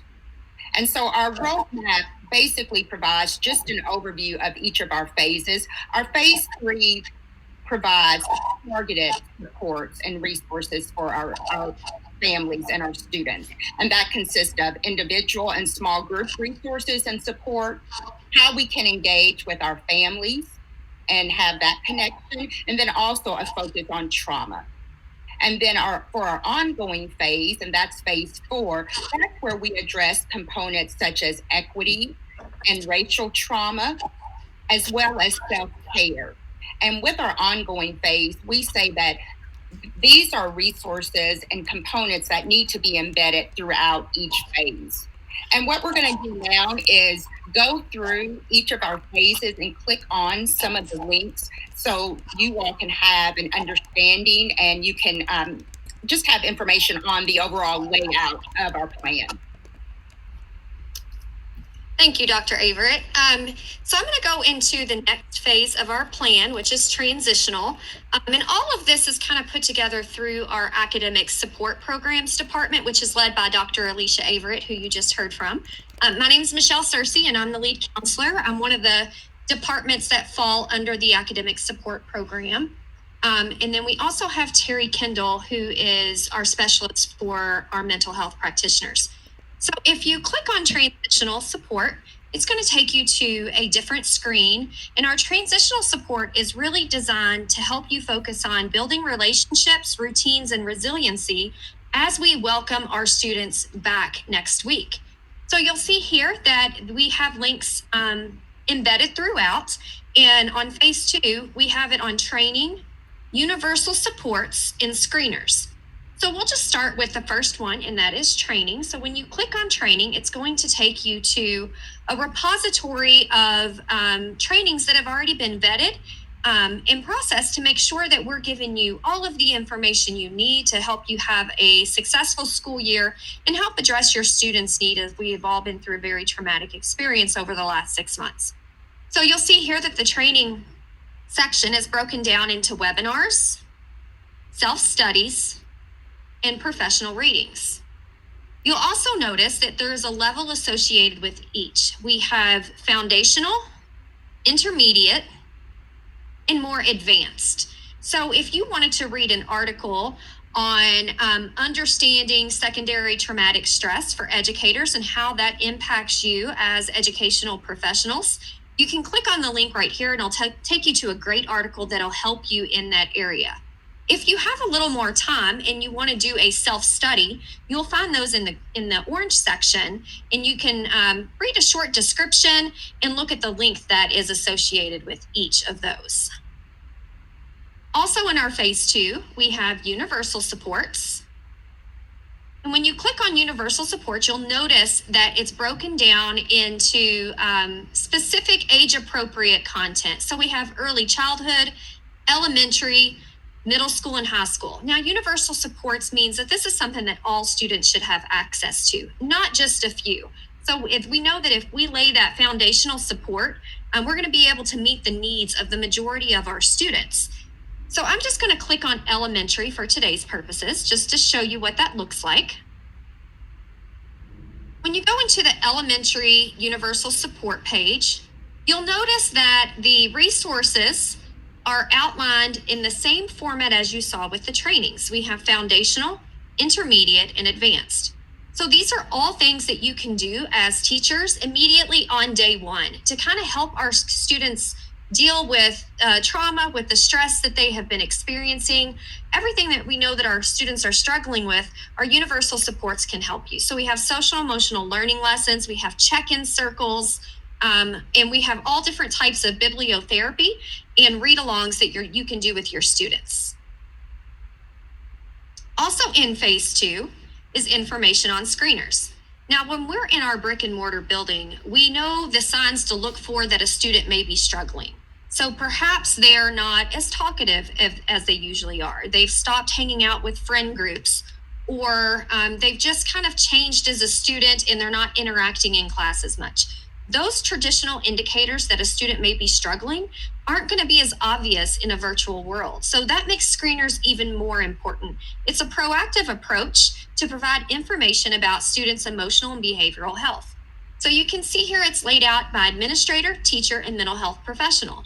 Our mental health practitioners are going to be leading the initiative on screeners, but it's going to be a way for us to quickly identify students that may be struggling so that we can connect them to the appropriate counseling support. Screeners should happen after you've known the student for at least 8 weeks. It's not something that you come in and do automatically, but just know that your mental health practitioner is going to be bringing you more information on that. And I'm going to turn it over to Terry Kendall, who is going to review our targeted supports. Hello, everyone. Yeah, if we can make sure that the screen shows, if not, maybe I'll have to share my screen and show it. So if you want to go ahead and click on phase 3, which is our targeted supports for families, students, and staff. These are the very important topics that have to do with individual and small group counseling, family connection, and trauma focus. So individual and small group, these are actually resources that are intended for students that need more intensive supports, more tier 3 support. And they are divided, so it's for mental health professionals of the MHPs and the counselors. And then Terry, I hate to interrupt, but we are receiving a little bit of feedback. First, to see the screen, you can click on Michelle, and that will make the screen stay on your end. And then Michelle, and then I'm gonna mute my mic. Michelle, it may help if you mute your mic as well. Absolutely. Thank you. Does that work better? Yes, that's a lot better. Thank you. Hold on. Okay, so can you see me as I talk now? Or if you, see the screen? Yes, the audience members there will be able to see the screen now. Yep. Okay, yeah, I'm like in a totally quiet room, so I'm not understanding that. You're okay. Thank you. Okay, so we start off, again, these are broken down into early childhood, elementary school, middle school, and high school. If Michelle, you want to pick one of those, and then you can show what those look like.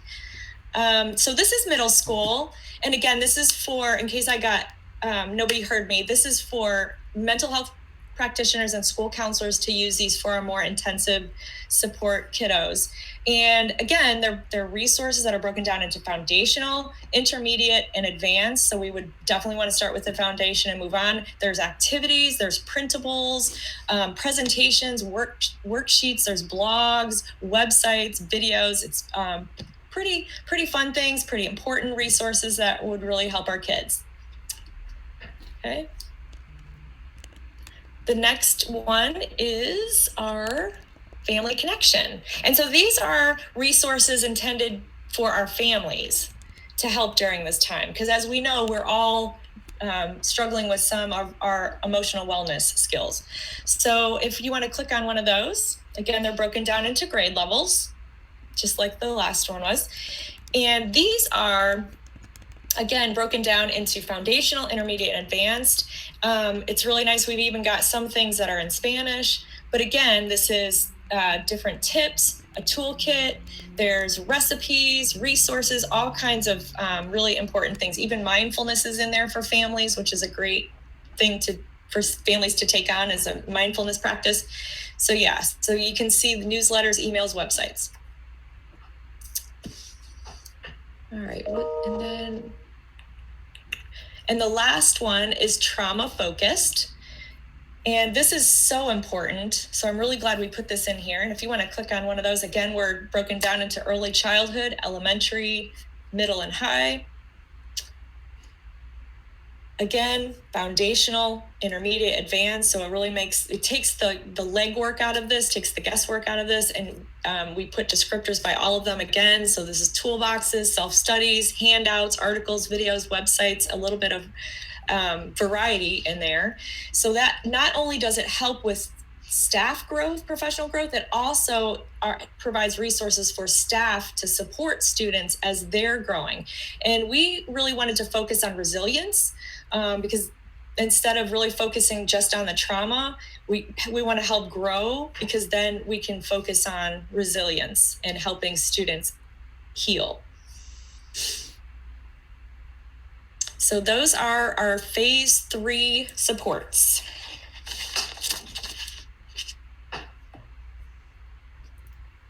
Sorry, I'll switch back over and unmute my mic. We're going to go back over the ongoing phase. So phase 4 is ongoing, and the components in this phase should be incorporated throughout the year with an intentional focus to ensure they remain a critical component of school planning and conversations. So the 3 areas that are in the ongoing phase are equity, racial trauma, and self-care. So we're going to start by exploring the link on equity. So this section is broken down into information that administrators will need, teachers, and mental health professionals. Now we know that equity in education requires putting systems in place. So we're going to course for today.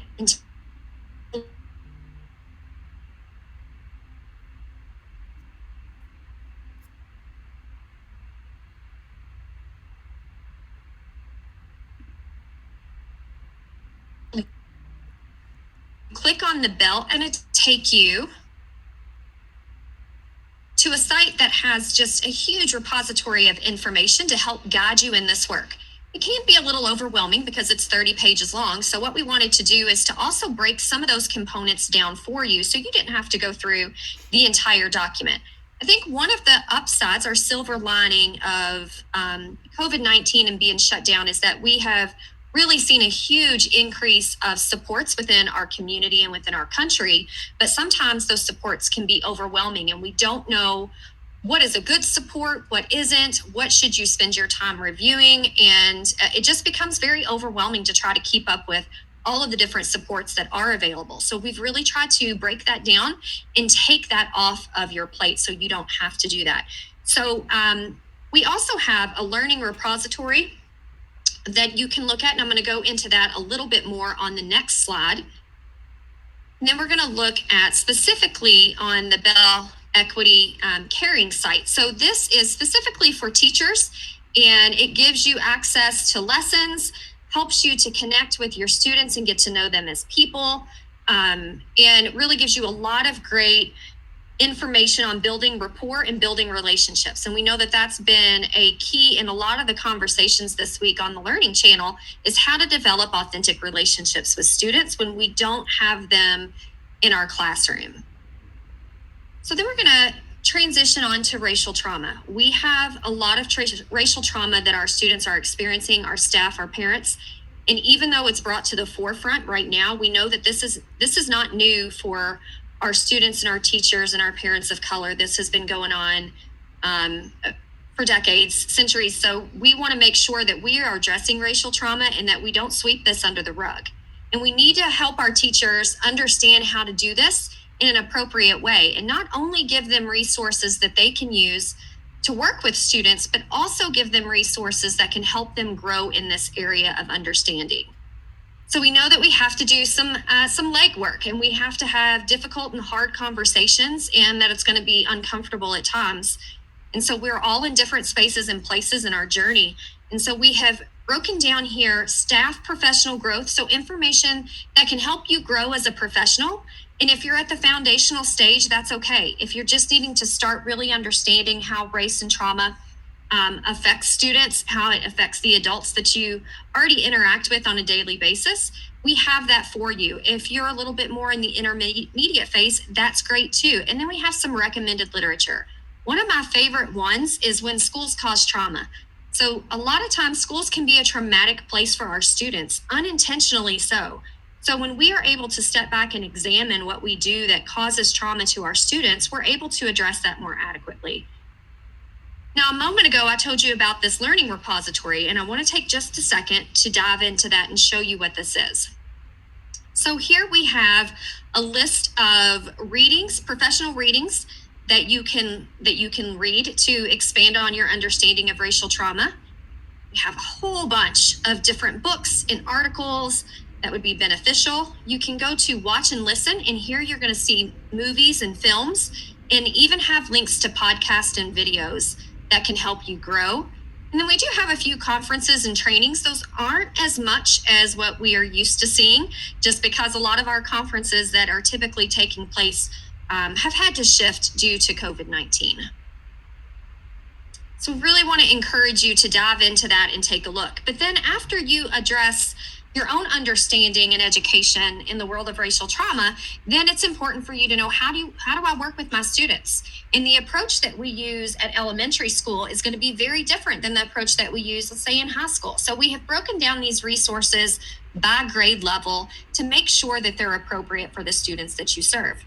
One of my favorite ones on this list is Kojo for Kids. They hosted a show with Jason Reynolds, and he talks to kids about racism and protest, and really gives you a platform to kind of bounce off of and be able to open up the conversation and have enriching conversations with your students. I promise they need to talk about it. They're experiencing and they're hearing things and they're seeing things and watching things, and it's impacting them as students and as individuals. And so we need to give them the space and place to do that.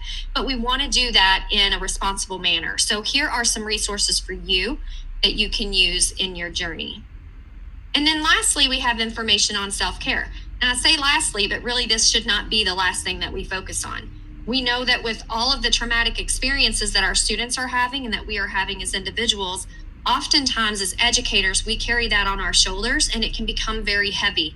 And if we don't take care of ourselves, it's going to cause burnout. And it's going to start impacting your own family and your own health. So this is important. It's not just something that we say, it's something that we actually have to do, and we have to be intentional about it. I'm going to click on the teacher resources, and you're going to see information on resources for secondary trauma. So understanding how secondary trauma impacts you as educators, but then what can you do to take care of yourself? We don't want to wait until you are burnt out and turning in your retirement paperwork because you've not taken care of yourself. We want to help give you strategies to take care of yourself in advance so that we can all stay healthy, so that we can do the job to the best of our ability, while also realizing that we are important too. Our kids are important, but you're important too. And so we have to take care of ourselves in this journey. So we want to just pause for a minute, see if there are any questions, and we hope that you find the resource useful and beneficial as we come across a year that we have never seen before in history, and one that we certainly need to collaborate with one another and pull together to make sure we're supporting ourselves and our students and families through this journey. Yes. Right now there are currently no questions, but however there is a delay, so I'm pretty sure some questions may start coming in. But someone, Shannon Willis, she did say that great information for those mental health practitioners and teachers.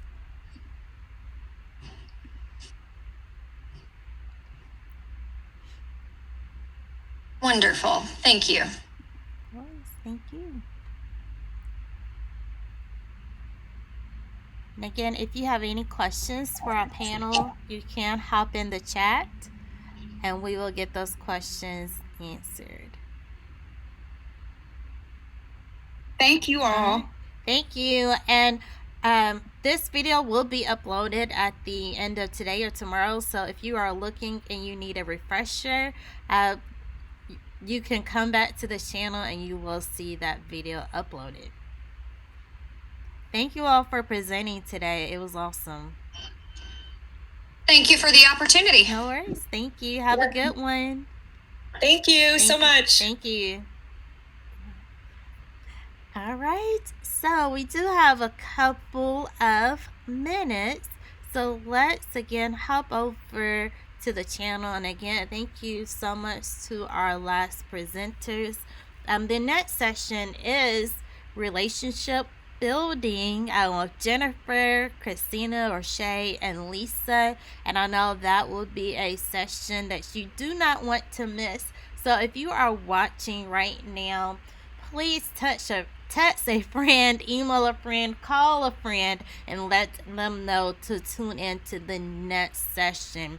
They definitely do not want to miss that next session. And then we're going to close today off with the JCPS language services. Tomorrow is an exciting morning because, yes, as you can see, it is here. So what is here? That is the Google Classroom and Infinite Campus Sync. That will be led by our very own amazing, incredible Stephanie Mills. And she will kind of talk about where we are and where we stand in relation to the Google Classroom and Infinite Campus Sync. I know a lot of people have been wanting this feature of, oh, can I get my grades imported to Infinite Campus? And yes, you can. And tomorrow at 8:30, you can tune in and we will kind of talk about how that is possible. There are other shows available tomorrow on Thursday. So we do have no tech, low tech, and other tools and other sessions that are available. And again, this is linked to the JCPS NTI page, and how to get to that. You can go to jcps.me/NTI. And as you can see, we do have 3 sections. So we have the teacher toolkit, the student toolkit, and the family and community toolkit. If you click on the teacher toolkit, this schedule can be found at the very top for the live virtual learning schedule. And it is right there. You will be able to see all sessions that are available. Not only is the schedule available to you, you do have other links available for our core NTI 2.0 curriculum and instructional tools. So if you are using MasteryConnect, the on-demand video is available. There's literacy footprints, Admentum, Gale, and others. We also have the core digital tools. So I know that most of us are using, or all of us are using, Google Classroom. There is that on-demand video, Google Meet, Screencastify. If you have not heard, all JCPS employees have access to the unlimited version of Screencastify. So that is available, and that was a big win that JCPS made happen. And I could just think of, do you remember your why? And that is what Dr. Polio talked about this morning as well. Jamboard, and then we do have read and write, and we do need to add one more, and that is for Equatio. All of the math and science teachers, we will have Equatio available to us for students and staff, so we can implement in our classroom as well. What's exciting is there is also the family toolkit available to you. And if you click on, and let me scroll down, if you click on how-to videos, these are all videos that are geared towards our parents. To our families and community. One video that we tweeted out was the Google Classroom video. That was an awesome video done by Russ Hockenberry and Jack Bosley, and that kind of explains what is a Google Classroom from the family and community perspective. So we'll walk through what do they see on the student side and kind of help our students. There's also a video for Google Meet, Jamboard, and of course Screencastify and other tools available. So again, that website is jcps.me/NTI, and there you will find an overabundance of resources available. Yes, those are great reminders. And we do still have 1 more minute before we get started with our next presentation. Again, thank you for tuning in. I know that this next session will be awesome. This next session is always awesome just because of the presenters that we have. And I agree that this is a one-stop shop for everything that you may need, as well as the teacher backpack. If you are logged into your JCPS Google account, you can click on quick links and you will see the teacher backpack on your JCPS quick links. Alright, so let's see if our guests are available or ready to present. Lisa and Shay, are you there? You are. Hello. How are you all? Hello. Yes. How are you? Perfect. Good. How about We're going. yourself? Great. Great, Shay. I love your earrings. Thank you, girl. You're welcome. You're welcome. All right. So I believe it is exactly 3 o'clock, so I can turn it over to you all. If you all are ready. Yes, We're ma'am. ready. All right. Awesome. Give me a second, Shay. All right. All right, we ready to go, Lisa? We're ready. Can you hear me? I can hear you well. Okay. I can hear you well. All right, so Jefferson County Public School Social Emotional Learning / Trauma Informed Care presents to you a trauma informed approach to building relationships through the pandemic. And I want to insert a comma. Through the pandemic, through the hardships, through the loneliness, through the hard times, even through the wonderful time, the joys of life. So we are going to assist you, educators, and remind you of the why you became educators, right? Yes. And help us through this. Only thing we have is a screen. We can't reach out and touch and hug our babies. So we have a screen, but we will get through this. And 1 minute at a time. It's no more 1 day at a time. It's 1 minute at a time. Yes. And Lisa, do you mind turning on your closed captioning for those that may need it? Thank you. Turn on your closed captioning. So you have 2/4, 1/2 of the social emotional learning team, myself, Christina Shay Johnson, and Miss Lisa. So Lisa's going to be doing, she's going to be presenting along with myself and handling the technology. Let's roll, Lisa. Don't forget, Jen Driscoll is in the chat. So if people have questions, want things answered, she is there to respond to those. Okay. Shay, you look real fresh this afternoon. Looks like you got a break today. Yeah, girl, I had to do it now. All right.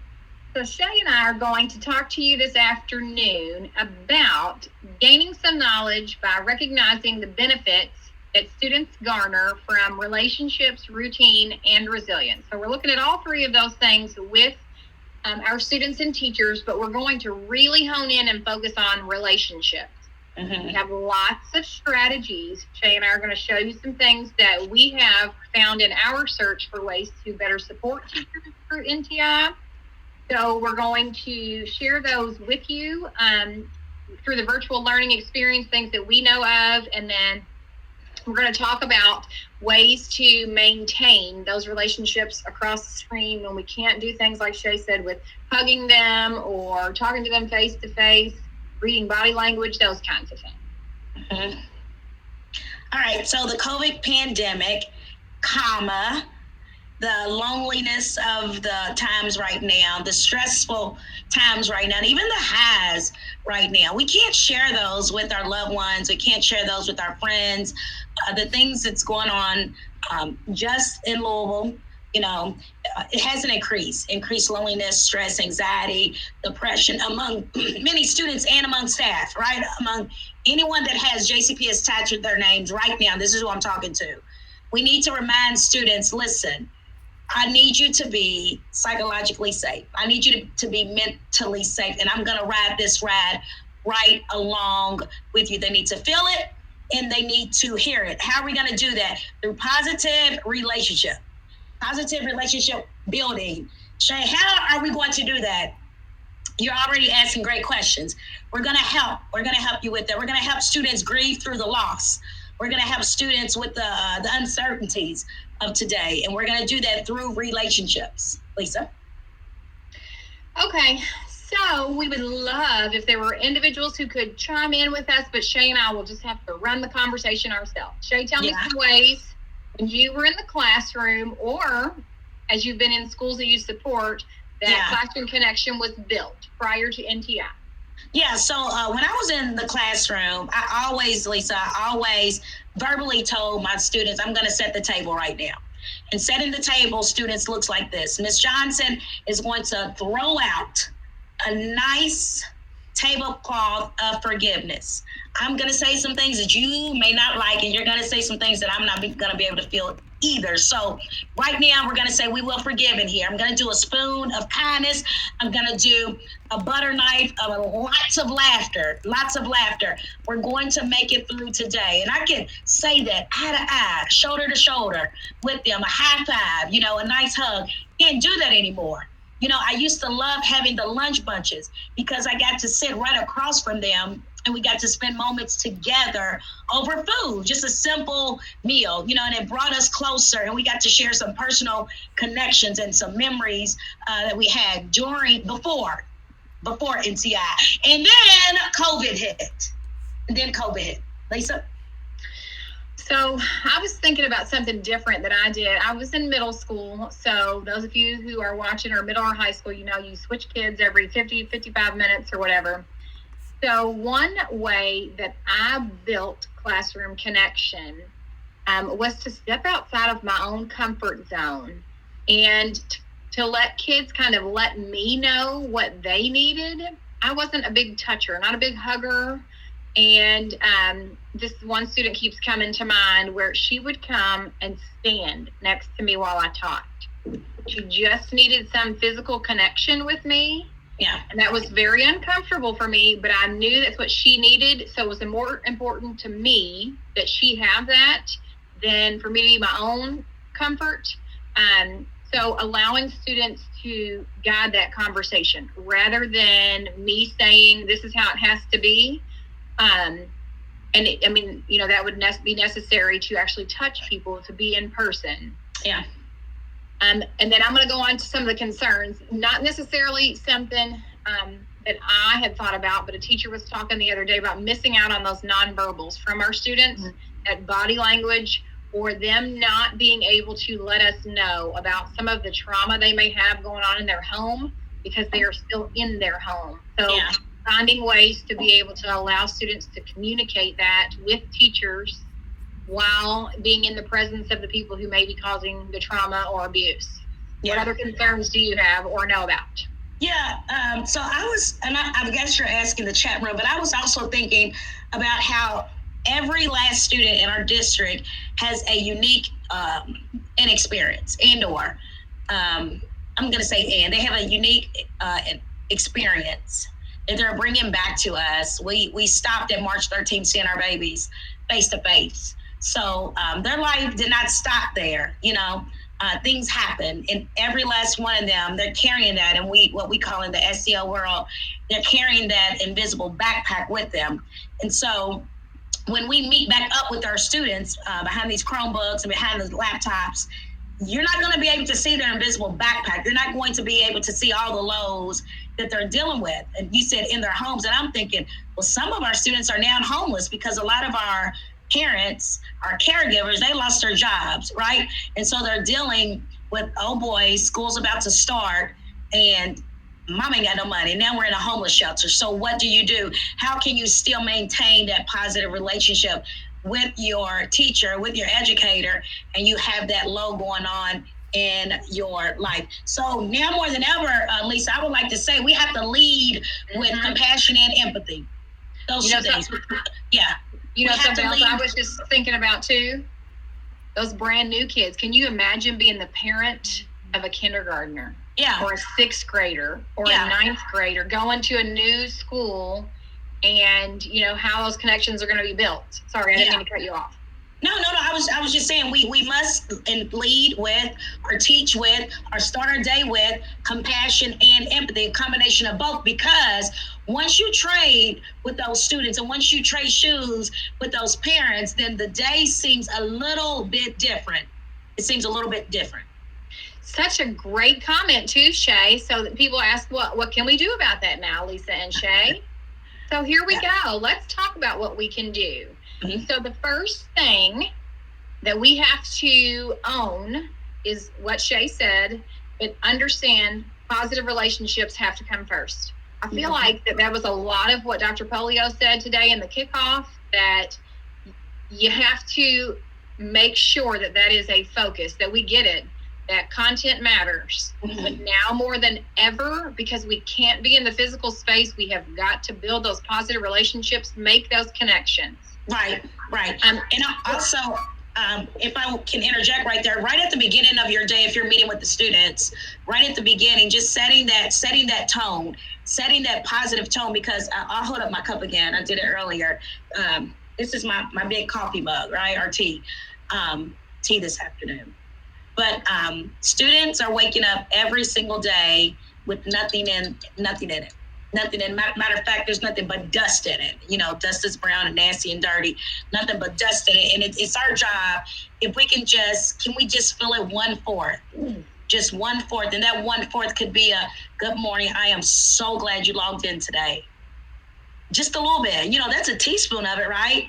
If we can start our day with, I need you to fill out this Google form and tell me how you're feeling today. Nobody has to know. It's just between you and I. And so, like I said, leading with that compassion, because we don't know what's in their cup. Chances are, at the start of NTI, chances are their cups are very, very low. Or at least.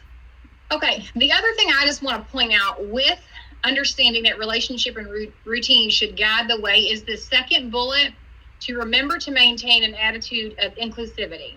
I feel like a lot of times we talk about making sure that all of our students at whatever level they're at are included. But let's also make sure that when we are talking about that inclusivity, that we are setting the tone or setting the virtual table to allow for conversations to happen. Because when these students come back next week, they're going to want to talk about what's been going on in our city, not just in our world, but what's happening in our city, and make sure that we are prepared for those conversations, so that we are setting the tone, we're setting the expectations, and allowing children to process, allowing them to have the conversation saying, I believe this about what's going on. And the ones who don't agree with them and believe otherwise, make sure that respect stays there, but honor all of that. Be inclusive so that everybody feels safe sharing. You want to add something? Well, absolutely. I was just thinking about, and I have to, pause and say, I got to get raw just a little bit.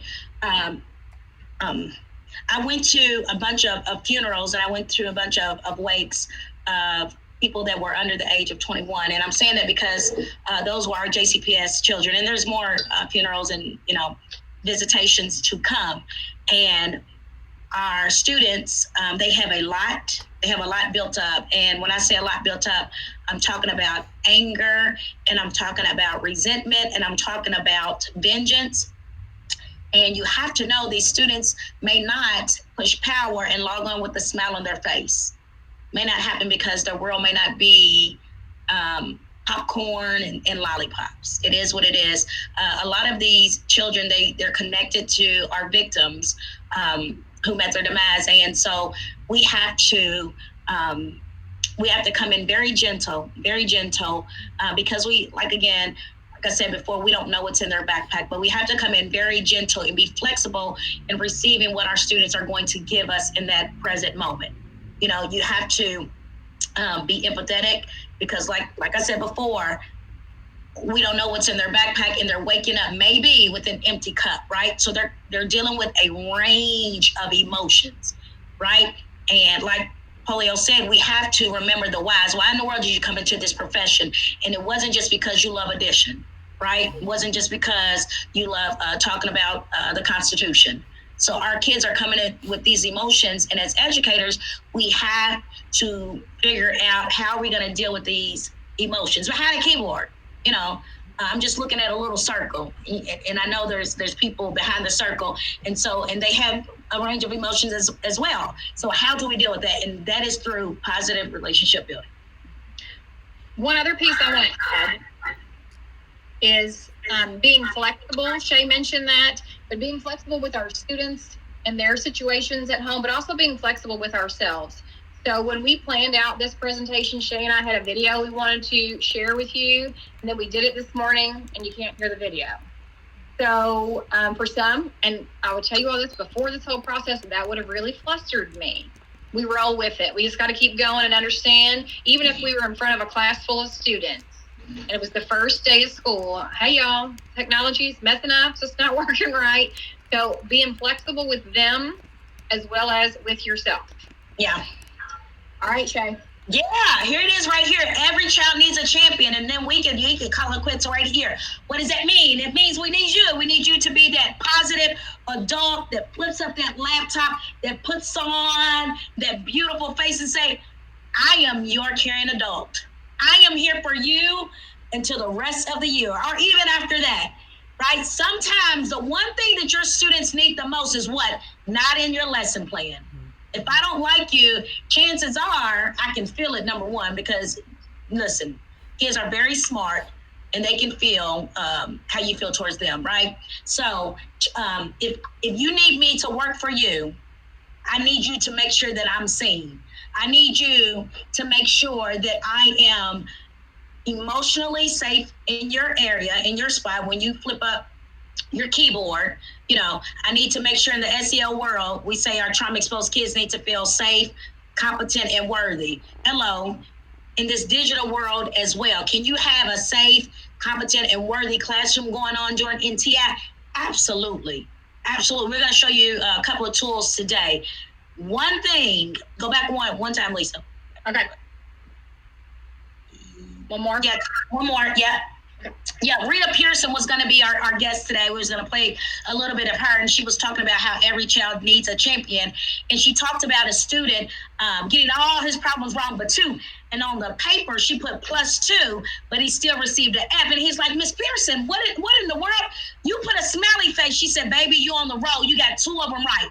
That is becoming a champion for our students. Whatever you can find, please, please, please, please, on bended knees, make your students feel worthy enough to be in your classroom. Go ahead, Lisa. Okay, so Shay mentioned some of the resources that we have for you. So we're going to show you some. When we're talking about having a high sense of belonging, that means that we're connected. We have positive relationships. We feel a sense of safety because it's okay for me to feel comfortable here. If I don't feel safe, I definitely don't feel comfortable. So holding class meetings, we talked about this earlier, and Shay, I went back and looked at the comments, and somebody said they do this for 15 minutes. I don't know if it was once a week or several days, but opening up a Google Meet, and the teacher kind of moderates. And maybe they're off grading papers or working on lesson plans, but lets the kids have the option to get together and discuss like they're at lunch or they're at recess, just to interact with each other. So maybe that's something that you do. We also have a resource there, but I'm not going to go through all of them. One of them I do want to show is this, where we could focus students on things that they are grateful for. There are many things that we have mentioned that are dark in our world right now.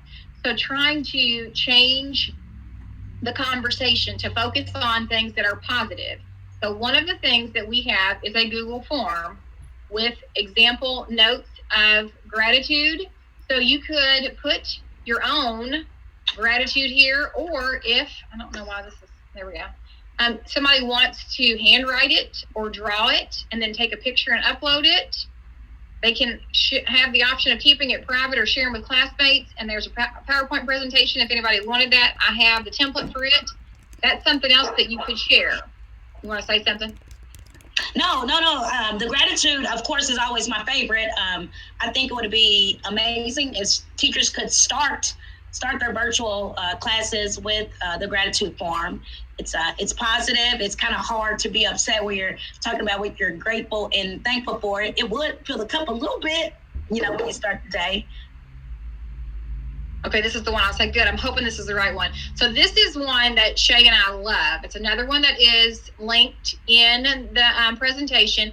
So it's a check-in or a temperature check. And Shay, I know you want to talk about it. Okay, so it is linked in with our choice boards. We are providing you today with 2 choice boards. One's for the elementary level, K through 5. The other one is 6 through 12. Both of those have the temperature checks, and it looks a little something like this. Today, I am feeling, it does not have just happy, mad, sad, glad. What about I'm feeling really anxious? or I'm really overwhelmed, right? So we are offering feelings to these students because it's time out for teaching those 4 feeling words. I'm feeling frustrated, right? I'm feeling really silly. I didn't get enough sleep for whatever reason, so I can check I'm feeling tired, right? Scroll down, Lisa. Now this is just too, Shay, that we could, so maybe I'm happy, but I'm overwhelmed. We can check 2 of them if we want to. You can check more than one. Yes, you can check more than one. And then if they want to, this is all optional. Give a detail. Why do you feel that way? Why are you so tired? Oh boy, that opens up the door right there for relationship. Well, what about, we're talking about how you're feeling, and let's tap in a little bit to your education, your digital learning. How is your digital learning going? We don't know unless we ask. And they can check the box on how they are doing digitally. Why? Because I can help you out. I can virtually pull you to the side and get you through this. This is what relationship building is all about. I got you. When you're in a relationship with somebody, you're on the same team, right? For the same common goal, right? And so I'm here to help you. I want to help you with your feelings, and I want to help you academically, but I can't do that unless you let me know how you're feeling. And this form is magic. I want some money put on the billboards, right?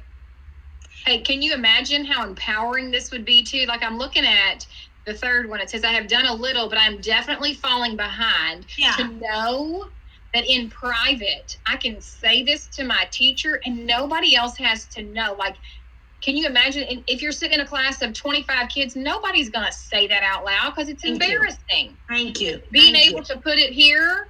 Make sure you talk about these next 2. I want you to make sure. Oh yeah, I'm getting to that. So today I'm planning to do this, and this is just your school plans. This is just the school plans, the academic, right? Because it is school. But right after that, today I am planning to list something. It doesn't even have to be fun. List something that you're going to do that's not school related. They can leave it blank. Hey, if they leave it blank, what can you do? You can offer suggestions. That would start your relationship building. Right? And I want the following teachers or the following educators to check in with me. There's a whole list. There's your homeroom. There's your music. There's your math. There's your school counselor. There's a social worker. There's the nurse. I want this individual to check in with me. You're not telling the whole school. You're not telling the classroom. This is a virtual form that will benefit the student and the teacher. They're not even logging in saying, I'm feeling bored today. Right? Because we know there's other people in the house and they may not want to hear that. So we've created this Google form for our students to use.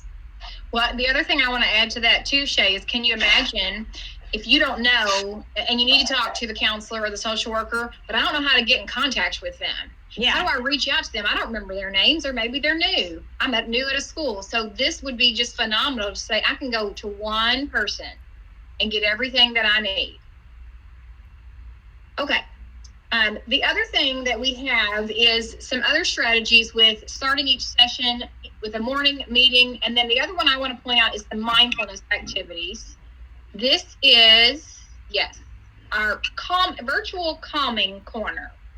So this is a one-stop shop. And if you see it, you like it, you want to use it, I think you have to make a copy so that it is available for you, but it's done. You can take this, add it to your Google Classroom, and use it as an extra resource, as a part of way to start your class, however it works best for you. But they're here. So if I click on mindfulness exercises, it takes me to something. Shay, I know you want to add something else to it too, so go.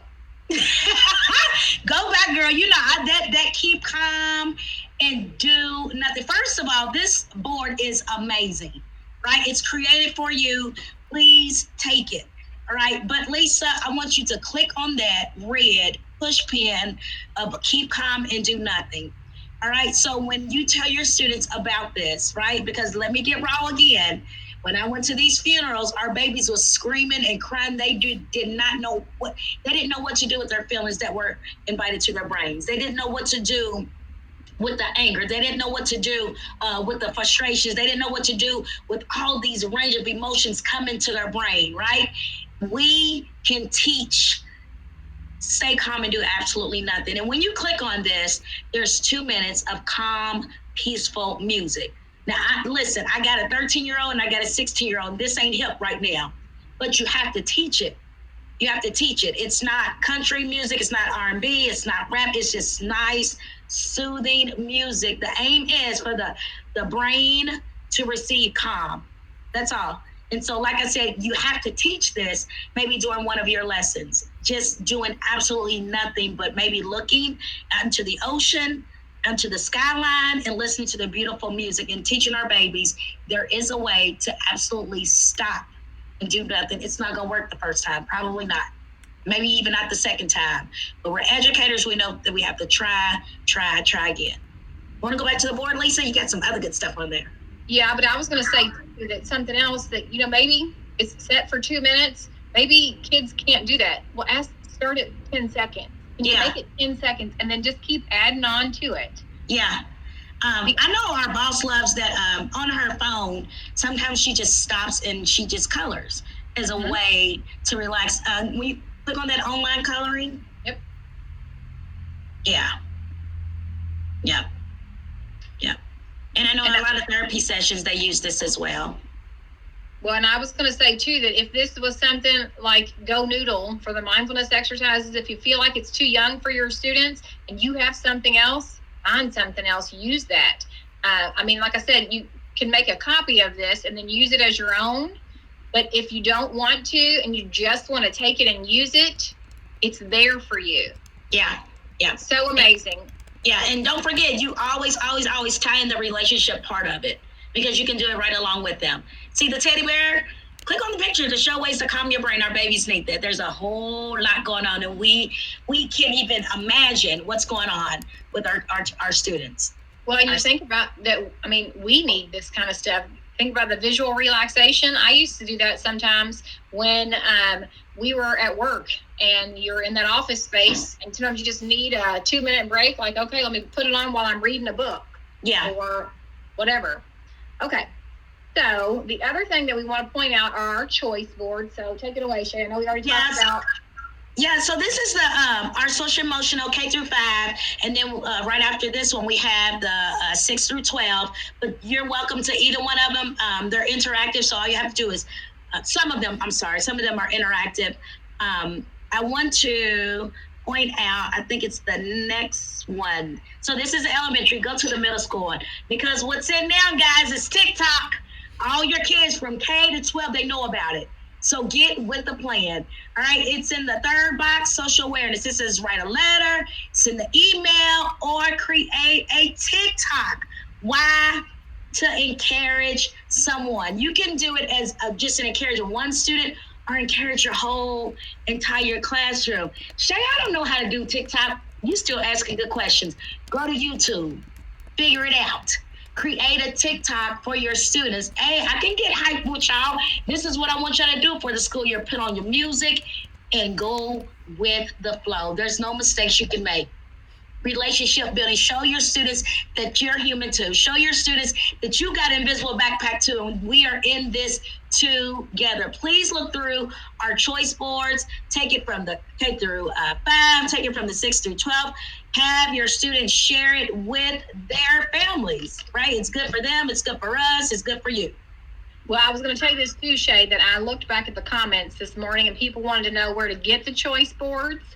So they're in our presentation, which is linked in the schedule, but also, and I'm hoping that maybe Jen is hearing this, and maybe she'll put our link for our trauma-informed care Google site in the resources section. I went ahead and added choice boards for educators, for families, and then our K through 5, and then our 6 through 12. So all 4 of them are there as options and things to do. And the other thing that I was going to say when you were talking about TikTok, have the students make TikTok. Yes, yeah. Here's how to do it, teachers. I watched a family trying to show their dad how to do one. It was a really long video, but he finally got it at the end. So let's get the students involved with teaching the teacher. Absolutely. Before our take-home message, Lisa, let me just talk to my family for a minute. I'm talking about my JCPS family. Times are really hard now. I get it. I get it. We've lost, 2 students just this week. I get it. There's Can I tell you something too? Yeah. I just found out she's a retired teacher, and I can't remember what middle school she worked at, but just found out that she's got weeks to live, cancer. Yeah. Yep. So I guarantee you, every school and every building associated with JCPS, there's someone going through a really, really, really tough time. And I want to say this: when we get online with our students, please come with an open mind. Please be flexible. And if you're not the type that says, I love you to your students and I'm here for you, come what may, find some words that will soften their heart. If it's just, I care for you, please contact me if you need anything. Find something to let our students know that you want to be a champion for them. Find words that lets our students know that you want to be, and you will be that one positive adult that they need in their life. You cannot believe the difference that we can make. Everyone that's listening can think of a teacher that made a difference, right, in your life. And so you can be that teacher. It's time for you to step up to the plate. You put out the application, and I know it wasn't because you wanted to teach civics. So please, before you log off for your students, when you talk to them, or even if you're just writing them an email, please at the beginning, in between, let them know that you care for them. And if you can use those 3 words that I love you as well. Okay. Thank you so much. Lisa, did you want to say anything else before we share our contact information? Nope. I just put it up. So if anybody needs anything, make sure they reach out to us. It's time for us to go. All right. Have a wonderful afternoon. Absolutely. Thank you all. Bye-bye. Thank you all. That was awesome. And just go back and read the chat. You all did receive a lot of love in the chat as well. So let's go on to our next session. So what is coming up next is JCPS Language Services. So how are you all? Uh-oh. Can you hear me? Hi. Yeah, hi. How are you? Very good. Thank you for asking. Good, no worries.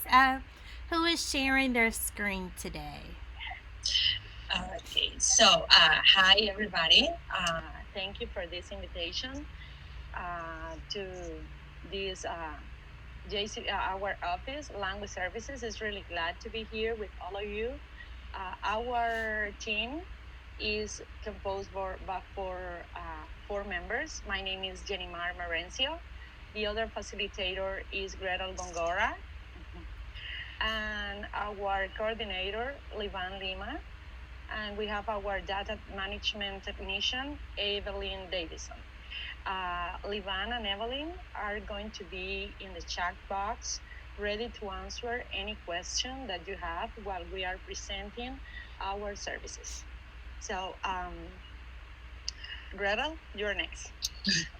All right, so the purpose of JCPS Language Services is to obtain language support.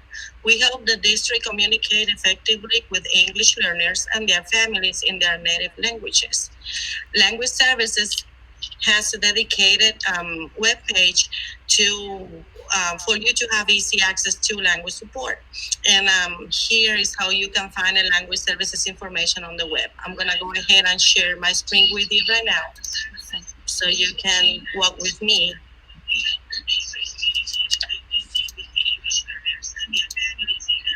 And then I think we're hearing the YouTube playback. If someone in the office has the YouTube pulled up, that is awesome. But can they mute that? Okay. I'm going to share it right now. Okay. Thank you. And then you might want to mute your mic as well before you leave. Uh-oh. That may help a little bit. Okay. Thank you. All right, so can you hear me better now? Yes. All right, thank you. So I was saying that we have a dedicated webpage when you will have easy access to language support, and here is how you can find language services information on the web. Number one, open your preferred internet browser. Then type JCPS Home on the search bar. Open this link to go to the JCPS website. Type language services on the JCPS website search bar located in the top right corner of your screen, right here.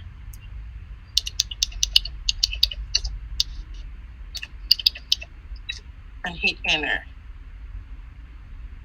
Click this link, language services, and you will be redirected to our webpage. This is our webpage. All right. So let me just really quick.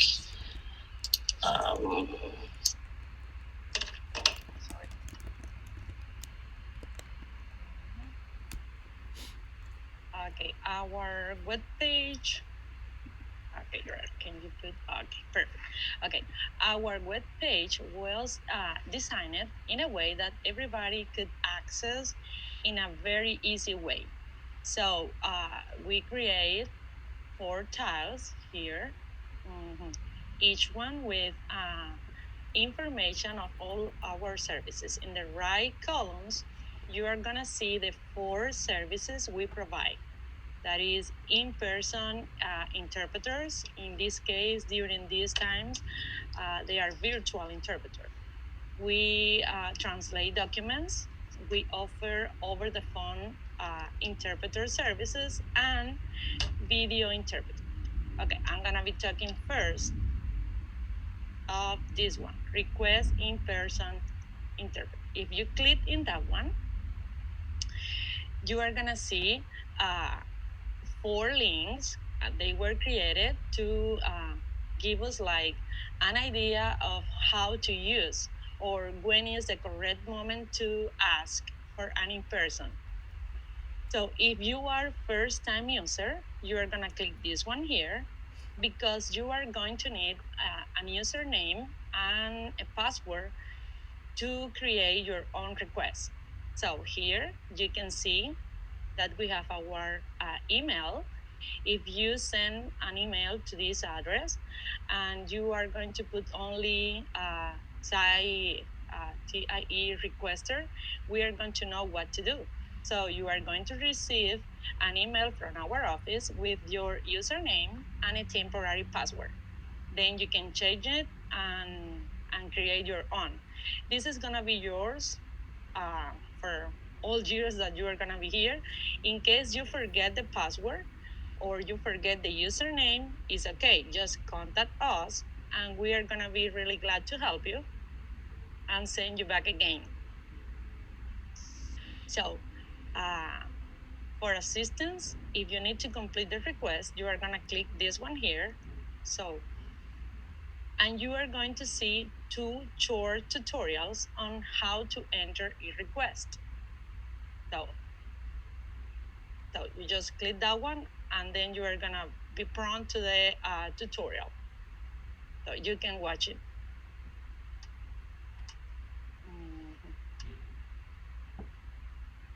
Okay.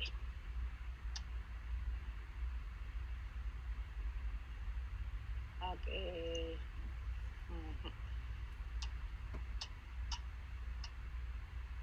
So,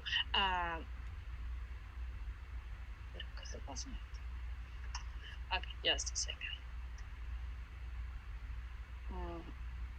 So, it's really important. If you never used an interpreter before, we always recommend to see how to work with an interpreter, some tips, how to communicate with this family, and we have here too when is the correct moment to ask for an interpreter. You are going to use an interpreter for a school related matter.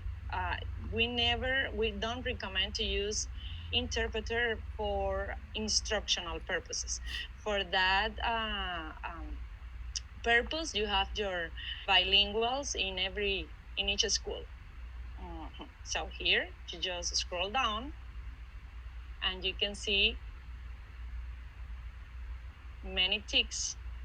And it's really good to read all because you are going to be better prepared to work with an interpreter. So if we go back, we can see here our second tile, to request translation, document translation, because this is other services that we are providing.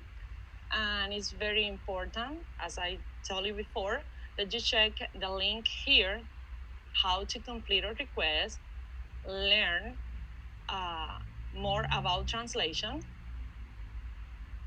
When we receive a document translation request, we always check with the requester if the information is going to be shared district-wide.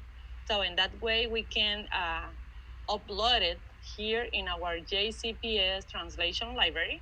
You can access here with this link, or you can see here in this tile, JCPS translation library. We have a very good and important documents already here. And we try to organize everything in a way that you can easily find what you are looking for. If you don't know the name of the document, if you put, for example, if you need to send a note to the parent, you are gonna type parent note. And then when you hit enter, see, you are gonna see all the options that we have already available to send home. And if you click in the file, then you can see all the languages that are available. So the English version is gonna be always at the end, because when you open the other version in any other language, for example, let's say Swahili, so it's gonna stay exactly the same with the English. And in the bottom, you can see the footer with the information what the note is about. You can download the note, or you can print it, and you can send it home or share it in your email the way that is easier for you.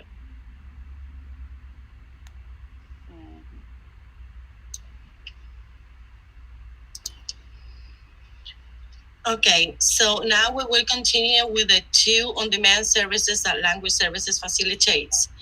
The first one will be, the third one will be the over-the-phone interpreting services.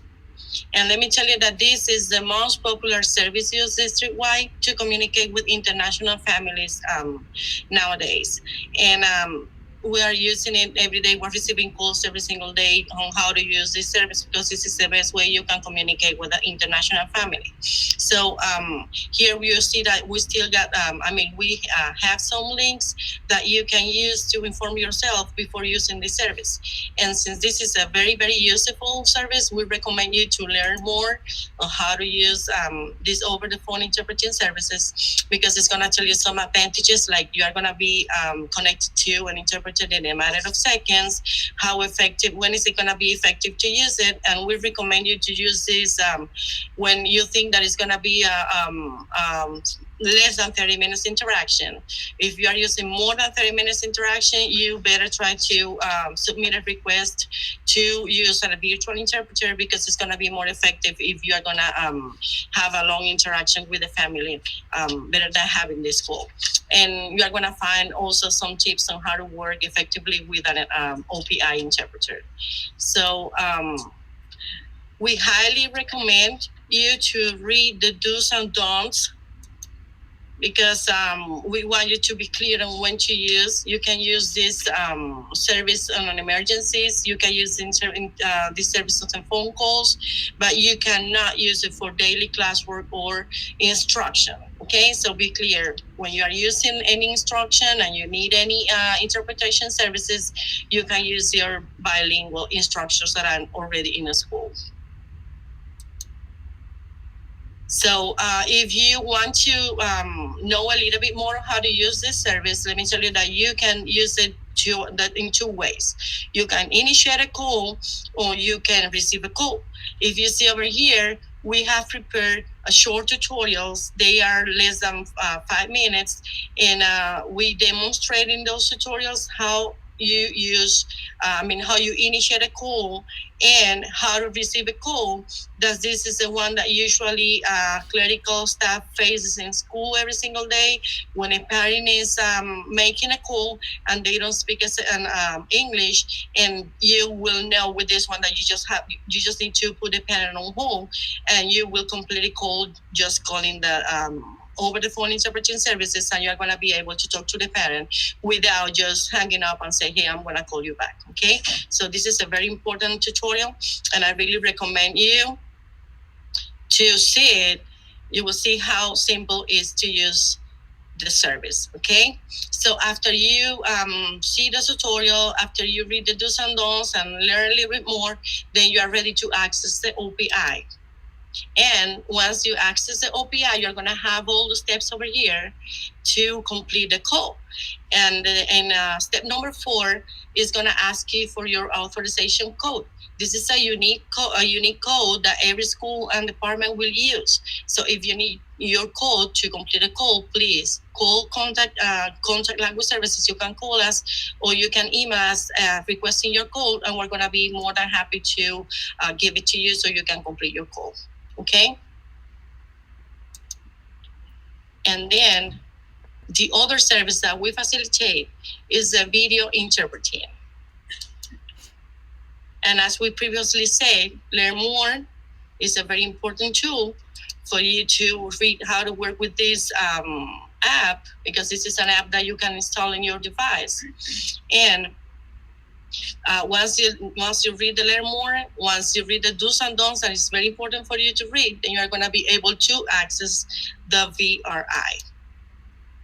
If you ever hear this app, you can install it in either on a PC, a Chromebook, Android devices, Apple devices. So every link is going to be the instructions how to install this app in a different device. So pick the one you need to install in your device, and then just follow the steps from the beginning to the end. Just be sure that you are completing all the steps so the app is going to be installed correctly. Okay, so there is going to be a step when you are installing this app that is going to ask you to type an authentication code. This authentication code is the same as in the other service. You need to contact us via email or by phone, and we can provide you with this authentication code. And once you have it, you can complete the installation of the this on-demand service. And very, very important, when you are naming the device, use the way it's saying over there. For example, the location number and the last name. For example, my device name will be 300 Gongora. So you will name it the same way. So we can track the data usage and all that when we are seeing all the services that we're providing with this, okay? Okay.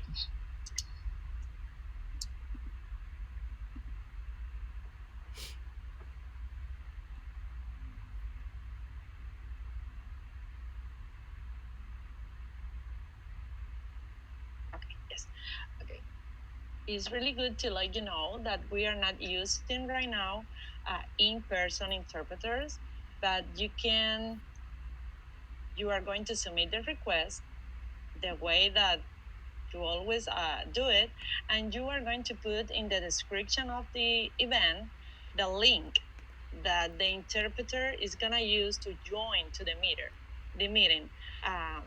We are going to be able to copy this link and share it with the interpreter, and that way he is going to be able to join at the time that you previously set with the parent or the family. Our information is here in the right. This is how you can contact us. We have our phone number and our email. Here you can see our team.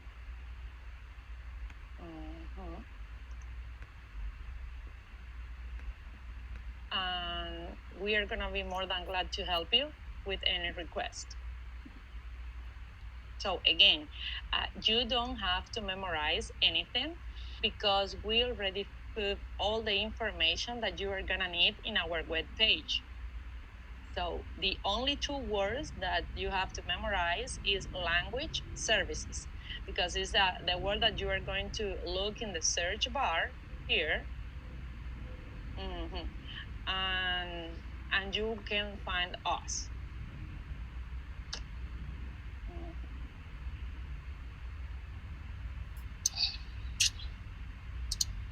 All right, so thank you again for your interest in learning about the services that JCPS facilitates.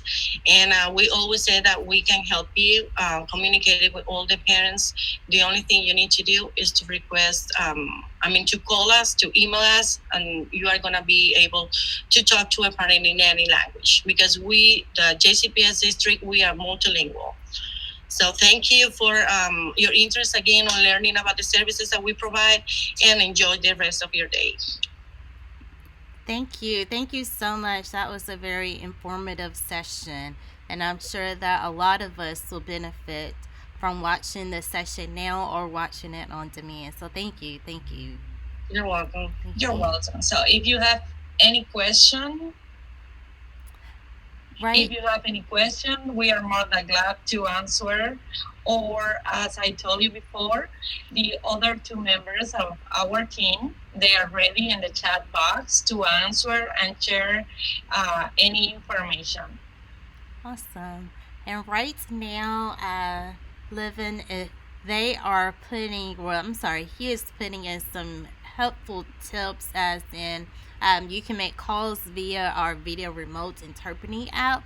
And then JCPS employees can access language services webpage information 24/7, and that is correct. And that is a great benefit. And then the last tip that he put in is that schools are meeting with families and students virtually at the moment due to safety concerns. Yes, so we facilitate services for all programs in JCPS. And I would like to add that if the teacher has a virtual meeting, they are able to contact an interpreter.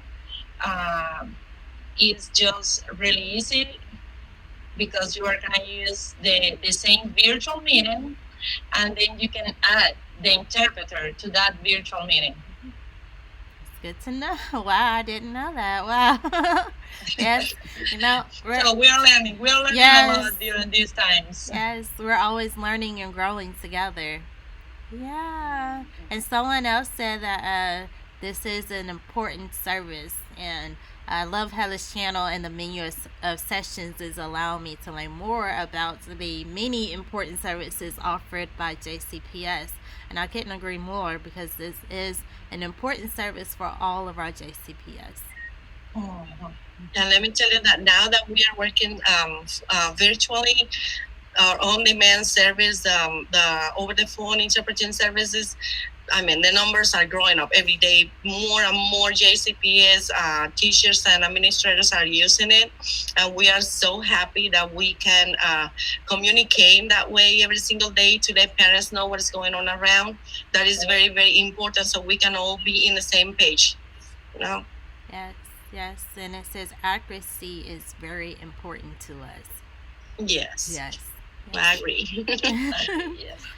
One more thing, we would like to add that if we are going to be able to help all our international family. So it doesn't matter if your son is in a specific program or any school, we are able to help all our international families. Oh, that is awesome. Wow. Yeah. Even if they are not in ASL no more, or they choose not to participate in that program, anyway, we help the families. Wow, that's good. That is awesome. And especially it'll benefit those students, whether they want to be in that program or not, and it will benefit those families as well. Yeah, because most of the time we have families that don't go to school because they are afraid to talk, because it's like we are not going to be able to communicate with anybody there, or my son is not enrolled in an ESL program. So one more time, it doesn't matter if you have an international student in your classroom, you are more than glad to contact us and we can facilitate the communication with that student and the family. Yes. And someone did have a question, and do you hire Russian interpreters? Our office, we don't have interpreters here in our office. We work with agencies, professional agencies that have training interpreters. In this moment, we have like 200 languages. And if we don't have any in person, we always have over the phone. Because over the phone, we have like 250 languages available. So yes, we can work with Russian. Yes. Yes, but they have to belong to the agencies we are partnering with. So if they want more information or they want to be part of those agencies, they can email to our email language services and we can give them some information. Thank you. Thank you for that. And I believe that answered that question. All right. All right. So one more thing that we would like to add is we have a confidential agreement statement. So all the information that you are going to share in a meeting with an interpreter is confidential. So you don't have to be afraid that after that meeting, that information is going to be shared with any other person, because all these interpreters are well trained, and this is not going to happen. Mm-hmm. So, yes, Barbara Johnson said that this is an excellent service, so I completely agree. Thank you. Thank you. All right. Well, thank you all so much for your time. This video will be downloaded and uploaded to the channel. So for whatever reason someone needs to go back and rewatch, or some reason didn't catch this episode at this time, they will have that power of pause and they can go back and rewatch this video and learn more about the services that you all offer. That is awesome. Thank you.